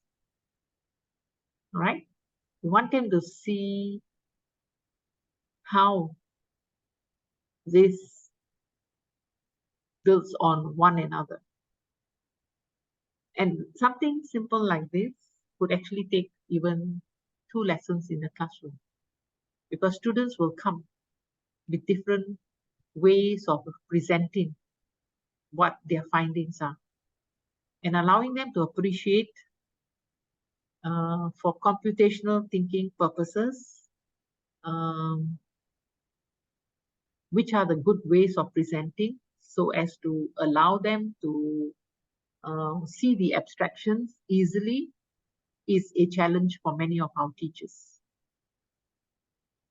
Now, the next task is very simple. With calculators around, students seldom think about relationship between numbers, especially when we're working in the number base 10. All right. How often does a child realize that the number 11 is actually a 10 added to a 1? Or the number 22 is 20 added to a 2, but the 20 was actually a 10 and another 10. So we deliberately actually engage students in thinking along these lines. And so here the task is, my calculator is broken, so okay, you can't use your calculator. Help me add. And so we've given you 1 plus 2 plus 3, and you want you to add up to 50. So what is your solution? Of course, there are many ways. There are many ways, one of which is you have Gauss formula, etc. But these young minds, like in grade 2, grade 3, we do not want to kind of impress them with already available algorithms. That defeats our purpose of pattern recognition, working towards creating an algorithm. So we get students to think about relationships and come up with ways and means in which you can actually use the relationships between numbers to work towards their solution. And I present to you here one possible approach. All right, only one possible approach. So if you add the numbers 1 to 10, you get 55. And then if you add the numbers 11 to 20, you are adding 55 to another 100. Why? Because 11 is 10 plus 1. 12 is 10 plus 2. I hope you can follow my line of thought. And so if you go on, when you reach 50, 41 to 50, what did you get? You got 400 plus 55. And then you can sum this up. In my paper, I have expanded this solution more elaborately, and then it leads you into trying to create an algorithm according to the 4 steps of computational thinking. Now, my next task is about the magic square. I think all of you know magic squares. You even know the magic cube. All right. But the purpose of this magic square with very young minds is to work with number bonds. Okay. They chant number bonds like a mantra all the time. But we want them to actually make sense of it and work with it. So there are 9 spots in this 3 by 3 matrix. And I've only given you 9 numbers. 1, 2, 3, 4, 5, 6, 7, 8, 9. And those students who are used to the number pattern of 1 and 9, 2 and 8, 3 and 7, 4 and 6, always find that 5 is left out. They find that 5 is left out. Okay, so this is a wonderful opportunity now to look at, if I want to make 15 as the sum of the rows, the columns, and the diagonals, if I can make number bonds of 2 numbers adding to 10, and 10 plus 5 is 15. So where do I put the 5? Where do I put the 5?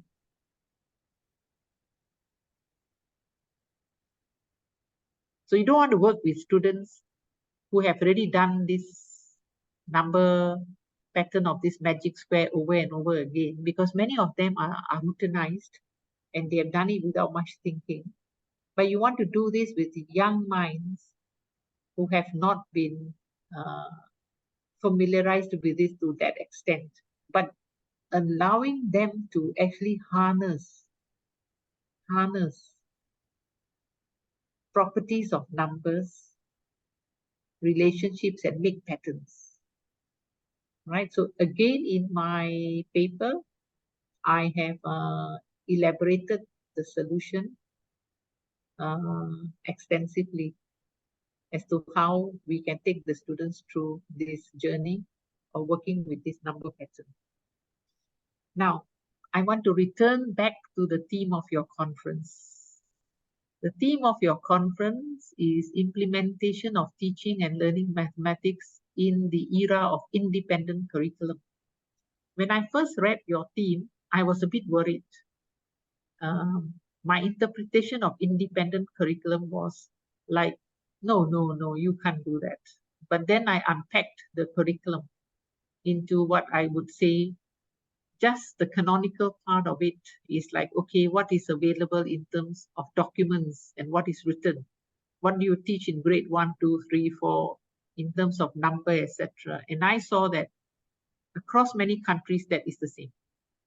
And interpreting curriculum in the wider context, as Professor Hausen used to say, our late Professor Hausen, he says that mathematics education does not take place in a vacuum. It is greatly influenced by and must reflect or even anticipate changes in the educational and social system. So here I return back to what is perhaps necessary or prevalent in your country, which may be slightly different or quite different from what is in Singapore. All right. And as I have shown you, the implementation of an independent curriculum is dependent on an ecosystem within which it is desired to fulfill the needs of a society. The needs of a society like Singapore are very different from other countries which are very rich in resources. We have zero resource except human resource. And also our slant towards economic development has many different challenges from other systems, right? So these are the references, and I think in the paper they are available. I've only shown you a few examples, but if you visit the resource books that I put in the references, you could see many more examples.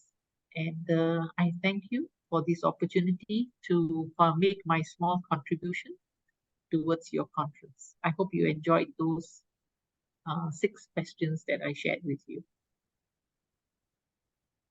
Okay, thank you very much, Professor Kaur, for this wonderful presentation. You are most welcome. That's very deep in our insight, especially regarding to mathematical literacy. Okay, to all participants, now it's your time to post your questions. I have checked chat box, but I haven't found yet any questions. Oh wait, there see. are some questions regarding to your previous problem that you have presented to all of us from Mrs. Rita Desfitri. It's about the problem with the candles on. Yes, that's right. I think that's a good suggestion. Large candle can present tens and small candles ones. Yes, we have a lot of discussion in class about the candles. Some young children are the opposite, you know. They say no, small candle is 10, big candle is 1, you know. So so you see, perception is different, right? So then you allow these students to come up, and then if they can make an algorithm, they are fine. There's no stipulation that a large candle should be a 10, but simple logic will tell you yes, isn't it? Because you want to have 80, you have 8 large candles. You want to have 85, then you have 5 small candles. All right. And then when you look at the ones and the tens, you know, the ones bundled together will make a 10. So they should be smaller. So this kind of conversations that you have with your students when you give them this kind of a question actually have many other purposes. The purpose of actually also using everyday knowledge and looking at this everyday knowledge mathematically. I share with you another example. There was once, many years ago, we gave students a question on buying stamps to post a parcel. And of course, the way we got the sum of money was a certain combination of $5 stamps and $2 stamps. And when we collected the answers from the students, one child said, I will only buy $5 stamps, and it is okay if I pay the postage to be more than what is needed to post the parcel. His rationale was, anyway, if I'm paying the post office more money than they want, my parcel will reach the destination. And then we maths teachers were baffled at our own stupidity. You know, because we are thinking, no, you have to pay the postmaster just the exact amount of money. So the question was taken back, and we reformulated the question to tell the child that you have just enough money to pay the necessary postage. So how would you buy the stamps? You see, so sometimes it's very beautiful to see a young mind. The way they look at things are quite different, right? So I see somebody's hand is up. Rita Desfitri. Yes. Yes. Okay, thank you, Professor Carl. You're welcome. Obviously, I would like to say thank you again to you because, well, you may have forgotten, but a few years ago when we met in Jogja, I mentioned that we need to find more literatures on mathematics education research. Then you promised to give us books at the next conference in Penang, Malaysia, and you did it by your own. Okay. You actually brought a booklet from the Association of Mathematics Educators, which is you are the editors. Yes. Until now, we are very grateful and learn a lot from this book. Thank you very much again. You're welcome. Okay, now back to your presentations. The sample question gives in your presentation gave us ideas on how to pose number sense problem. A simple question that I have tried to ask elementary students is like try as many as you can to get the number 13. Then they are free to use all the basic operations, and some of them can come up in many ways like 10 plus 3, 15 minus 2, etc. And those who get the most way how to get the number 13 are awarded prizes. But the problem we face is like, when we go to school to talk about mathematical literacy, many teachers assume that mathematical literacy is just the language of mathematics, and which is of course not quite right or not precise.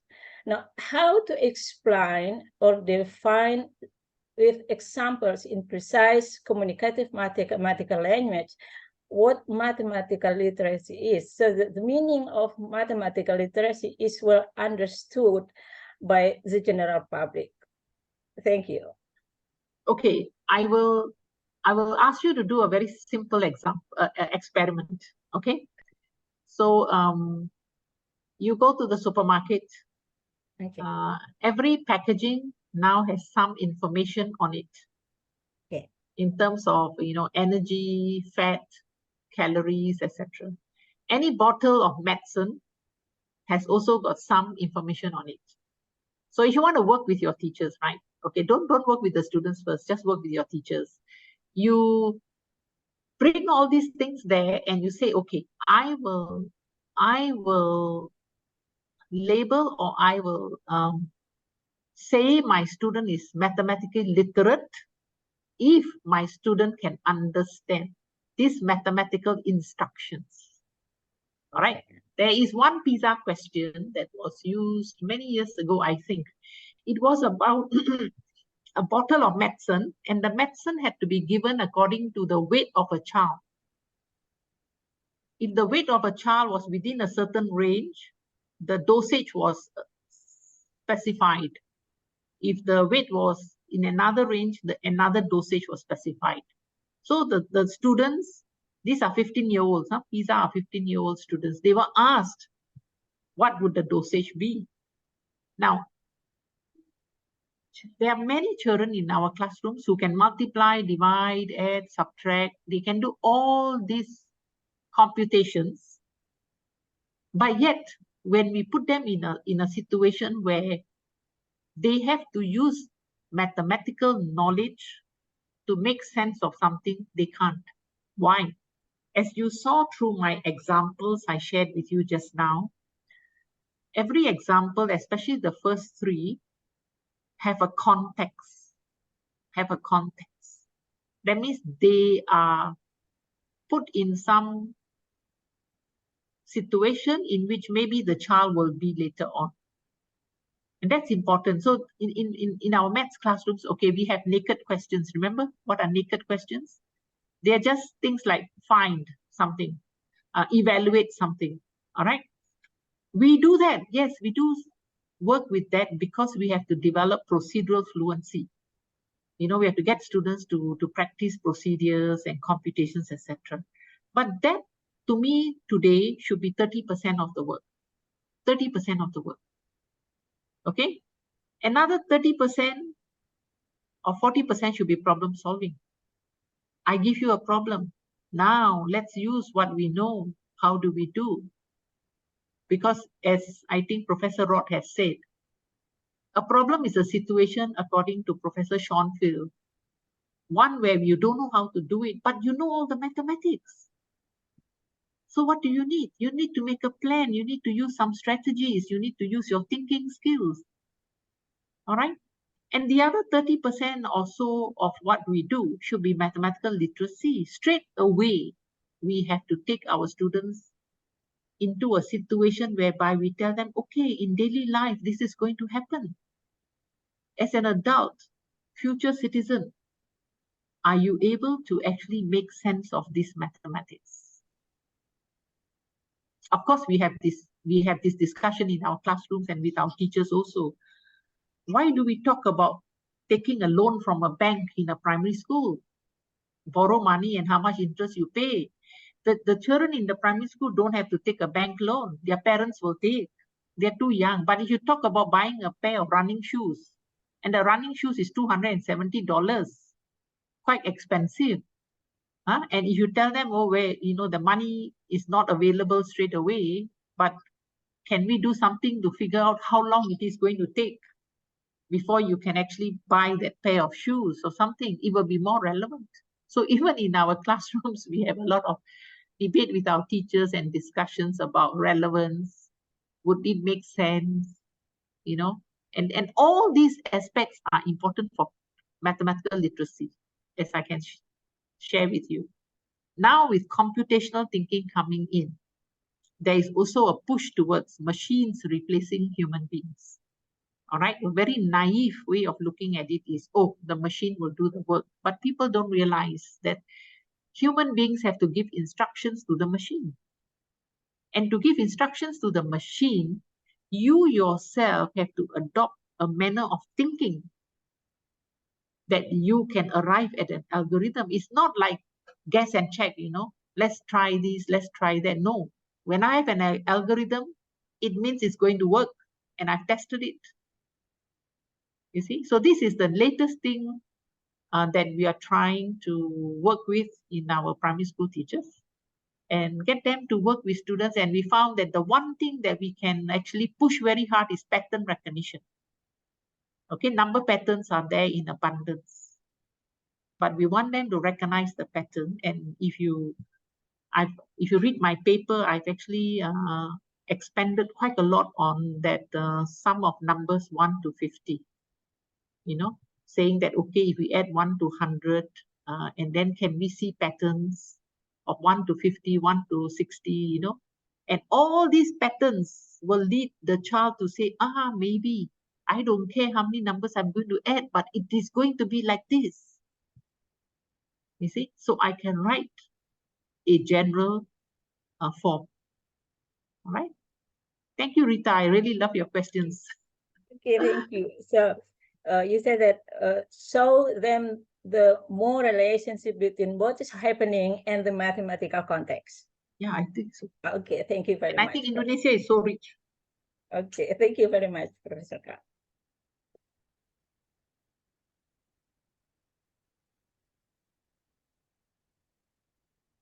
We cannot hear the moderator.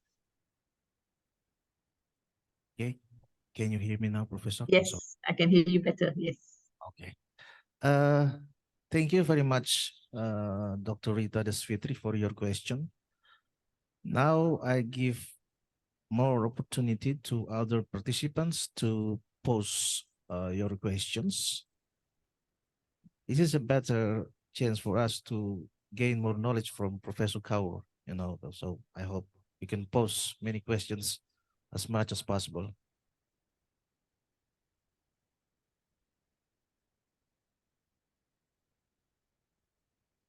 Maybe I will try to pose a question, Professor Kaur. Yeah, you're welcome. The basic characters of independent curriculum is giving more opportunity for students and also schools to develop their method in learning by using any sources that they have. And we also know that to develop learning, we need more knowledge. Let's say, regarding to your presentation, number sense is very important because it will influence knowledge in the high concept. Let's say when we understand better about number sense, then when a student understand better about number sense in a very basic level, then they will understand more challenging concept in the high level. Let's say when understand about numbers, then in the high level they can understand better about combinatorics and so on. Yes, combinatorics, or definitely, yeah. Okay. Also, we can consider about Jean Piaget theory, the development of cognitive development. So, can you link these two issues with, let's say, link about independent curriculum, teaching independent curriculum, and also, I mean, my point is how to use the better strategy, the better method considered to Jean Piaget theory. Okay, that is my point. Thank you, Professor. Okay, yeah. So firstly, my understanding of independent curriculum is, as I said earlier on, I mean, across Indonesia, you may have a mathematics curriculum in terms of the content. What is the content that will be done? So that content that has to be done, I don't think it is very different from Singapore or Malaysia or the Philippines or other countries, because all over the world, there is commonality in terms of at what age, what do we teach our children? Okay, so having said that, I feel the independent part comes in when we look at how we actualize the curriculum and what are the resources at our disposal and what kind of mental capabilities do we want to develop. All right, so there is a lot of work done on cognitive activation. How do you activate the cognition of children? What is metacognition? You know, that set aside, in mathematics classrooms, we will look at concept development, concept formation. We will look at procedural fluency, correct? So you find that, okay, now you have to map out the intersections and you have to map out how we will use one to support the other. Now, there are what I would say non-negotiables. Okay, in the learning of mathematics, the non-negotiables are, we have to have concept formation. Okay, after concept formation, we have to have basic fluency. All right, because if you don't have basic fluency, you only have concept formation, the child will take very long to do simple things. So in the interest of being efficient, we have to have procedural fluency. Many, many years ago, long time ago, these two things exist only. All right. Why? Because the needs of society were not so demanding like today. All right. So now, as we have moved on with the times, we know these two non-negotiables are still there, but there are other important aspects that are coming in. How do you learn? Do you learn meaningfully? Yes, you will make a concept, but do you learn meaningfully? As you learn, can you make connections? All right. So you see, when you teach number to students in grade 1 and grade 2, if you have taught them to look for relationships and make sense of the number, when you go to grade 3 and grade 4 and the number system expands to 10,000s and 1 million, there will be very little challenges because the child knows this is a system and this is how the number patterns grow.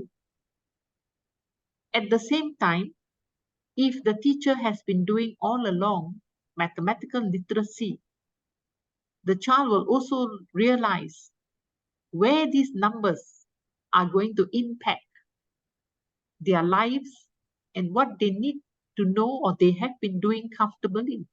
So you find that when we talk about this independent curricula, and just now, as you said about counting, yes, counting is very important. And what is counting essentially based on? Is based on a lot of number patterns. Permutations, combinations, Pascal's triangle. There's so many patterns there, isn't it? So you find that all this also helps to support what I would say the base. So when I was looking at your theme of the conference, I spent a lot of time actually trying to unpack where is the independence. And I hope I'm right. I found the independence in, okay, how you want to do it. That's why I titled part of my talk as Enacting Singapore's 21st Century Curriculum. And that's why my teachers have the independence. Okay, they want to enact it in ways where their priorities are what? Their priorities are in terms of problem solving. And I think since 1990, the framework of our school mathematics, the primary goal has been mathematical problem solving. All right. So you find that the other thing now that is, impacting lives worldwide is you have to be literate. not only mathematically literate, you have to be scientifically literate also. Whatever you study, the literacy element must be there. And the most current technological advances have actually, and with AI, especially artificial intelligence pervading our lives, have impressed upon us that, oh, okay, computational thinking. And I mean, to be very honest, you look at all these ChatGPT. Why is ChatGPT improving day by day?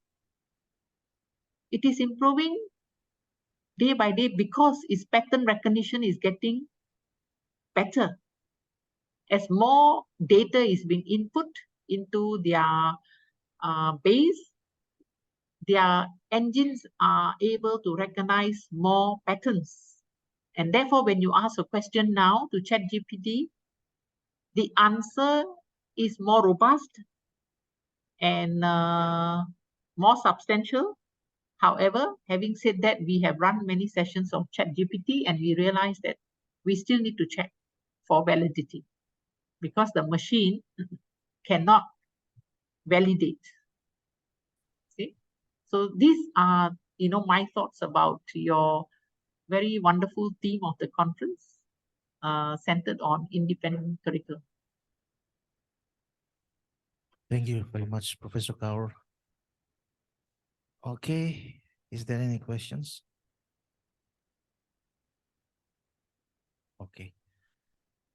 Thank you very much, Professor Kaur, for valuable information that you share with us today that deepen our insight, especially in mathematical literacy.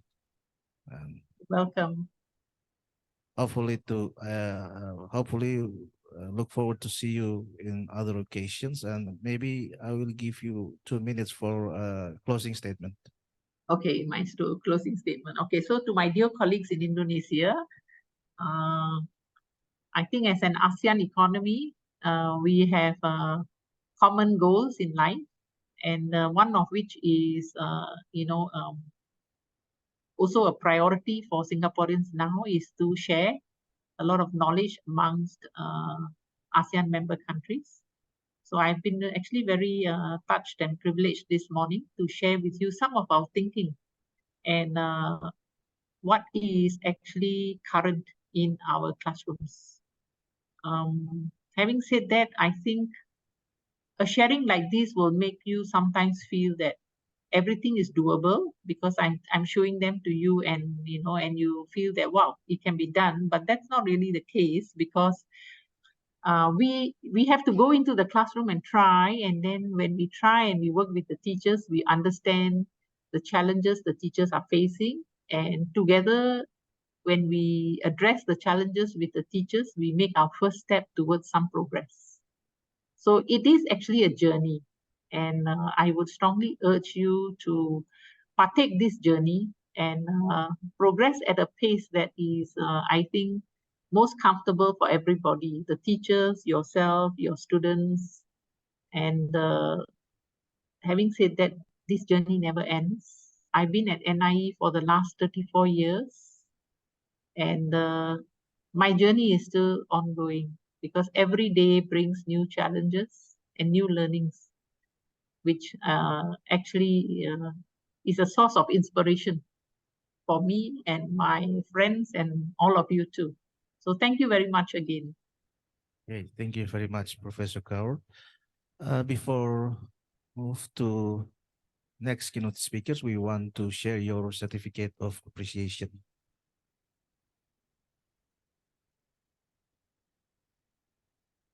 Thank you very much. It's so lovely. You're welcome, Professor Kaur, and we will send it to your email. No worries. Pleasure. Okay, thank you once again, Professor Kaur. Look forward to see you again in another conference. Okay, all participants of the Second International Conference on Mathematics and Mathematics Education.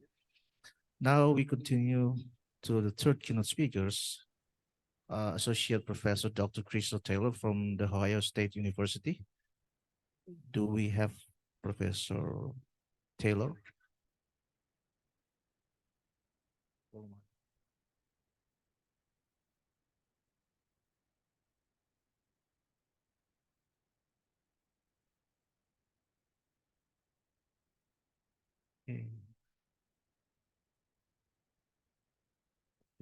Miss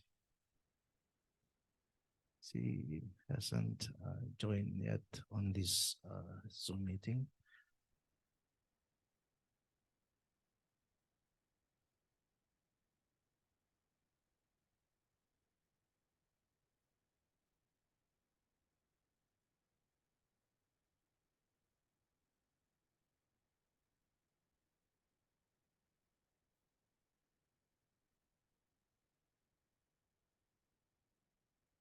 To all audience, please wait for a while for, until Professor Taylor join with us.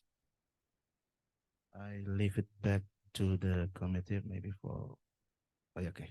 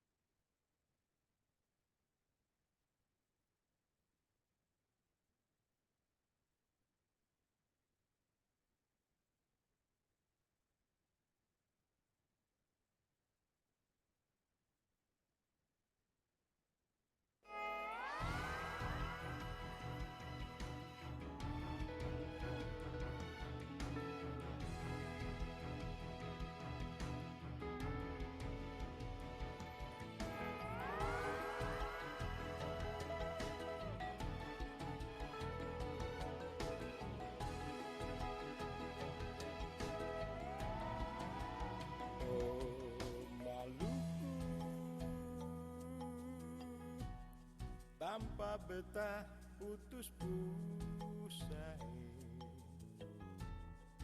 pasir putih aluse gunung ring tanjung beta sing lupae ina ama lama-lama sing berkudapai biar jauh begini tapi tetap di hati betae dari ujung Halmahera sampai ke darat jauh kata semua bersaudara Nusa Ina Sio kata semua dari sana biar jauh bagi beta sing bisa lupa Maluku tanah pusaka satu nama satu kandung satu suku Maluku manis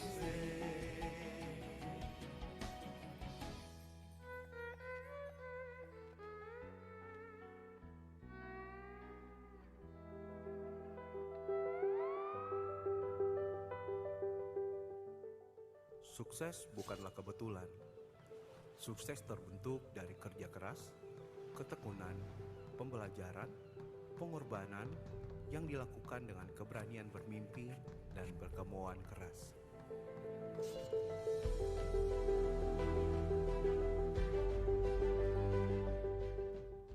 Selamat datang di Ambon City of Music, ibu kota Provinsi Seribu Pulau, Maluku. Kota Ambon sebagai pusat pemerintahan, perekonomian, dan perdagangan menjadikan kota ini menjadi salah satu kota yang potensial untuk pengembangan usaha dalam berbagai sektor.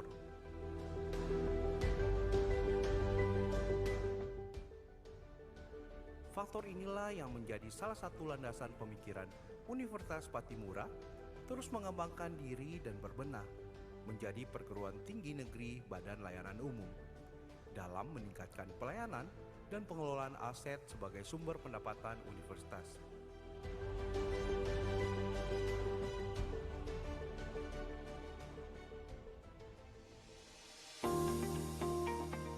Universitas Pattimura sejak bulan Maret tahun 2018 telah memasuki satu babak baru, yaitu beralih dari satuan kerja menjadi Badan Layanan Umum. Oleh karena itu saat ini telah dikembangkan berbagai bidang usaha baik yang sifatnya akademik maupun non-akademik. Yang sifatnya akademik itu adalah bagaimana dosen bekerja sama dengan berbagai institusi baik pemerintah maupun swasta dalam rangka melaksanakan kegiatan tridharma perguruan tinggi, dan hasilnya itu adalah berupa dokumen-dokumen dan juga finansial yang akan membantu proses pelaksanaan pembangunan baik fisik maupun non-fisik di Universitas Pattimura. Kegiatan-kegiatan secara non-akademik yaitu pelaksanaan usaha-usaha yang bersifat mandiri, di mana Unpatti saat ini telah memiliki berbagai bidang usaha, sehingga dengan usaha-usaha yang dilakukan secara non-akademik itu semuanya akan menjadi kontribusi bagi income Universitas Pattimura dalam rangka melaksanakan berbagai kegiatan tridharma perguruan tinggi, sehingga di waktu yang akan datang akan lebih maju lagi.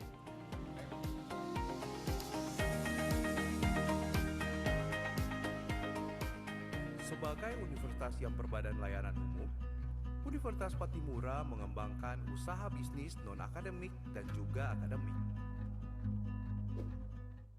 Tahu nggak sih, sejak tahun 2018, Unpatti telah berubah status menjadi Badan Layanan Umum dalam pengelolaan aset sebagai salah satu pendapatan dari Unpatti. Dan buat kita mahasiswa, pelayanan kualitas dan ini juga berasa loh. Nah, bener tuh. Unit bisnis non-akademik adalah seperti resto dan kuliner, hospitality dan resort, otomotif, dan usaha lainnya. Nah, buat teman-teman mahasiswa yang mau duduk nongkrong sambil belajar, ada juga nih unit bisnis kuliner yang berada di sekitar kampus, yaitu Masoya Cottage dan juga Kedai Rara. Makanannya enak, view juga bagus loh.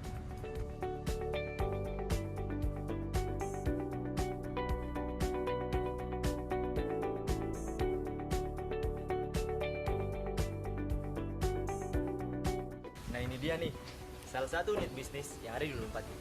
Kebun Karwas namanya.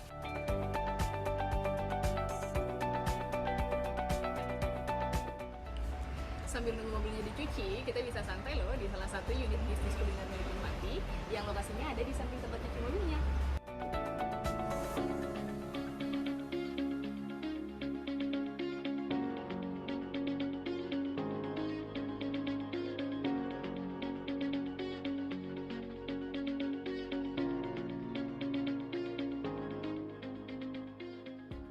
Selain unit-unit usaha non-akademik unggulan tersebut, unit-unit usaha non-akademik lainnya yang telah dioperasionalkan dan juga telah dievaluasi secara berkala sehingga menjadi layanan-layanan yang efektif dan efisien bagi masyarakat umum dan juga menjadi pendapatan potensial bagi Universitas Pattimura. Unit-unit bisnis non-akademik tersebut adalah Pujasera, kantin, Masoya Cottage, kafe dan restoran, tempat fotokopi, barbershop, auditorium, bis, usaha air galon, tempat wisata, asrama, bengkel, cuci mobil, sewa kantor kas, sewa lokasi ATM, pasar buah, hidroponik, dan juga toko buku.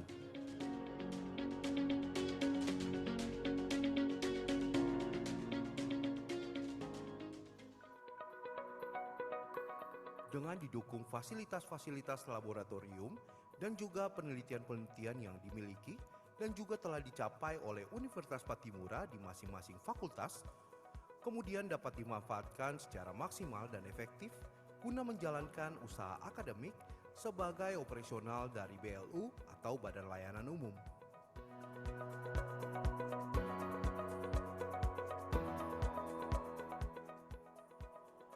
Unit usaha akademik yang telah dioperasionalkan adalah pemanfaatan laboratorium unggulan di beberapa fakultas untuk peningkatan pelayanan terhadap masyarakat dan juga fasilitas-fasilitas dalam mendukung peningkatan usaha BLU.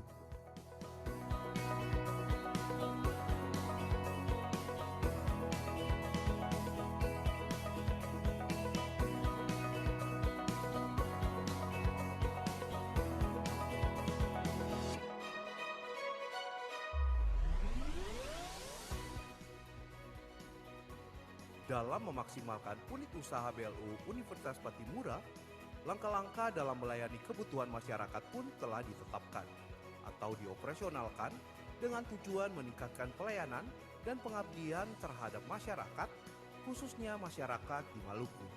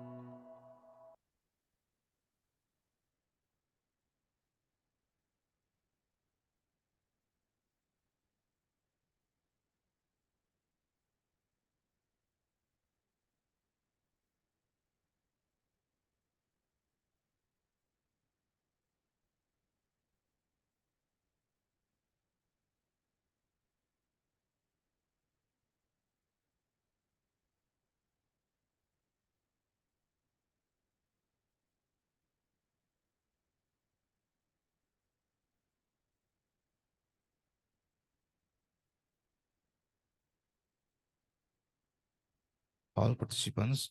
We are sorry that Dr. Crystal Taylor until now hasn't joined Zoom meeting yet, hasn't yet joined Zoom meeting. So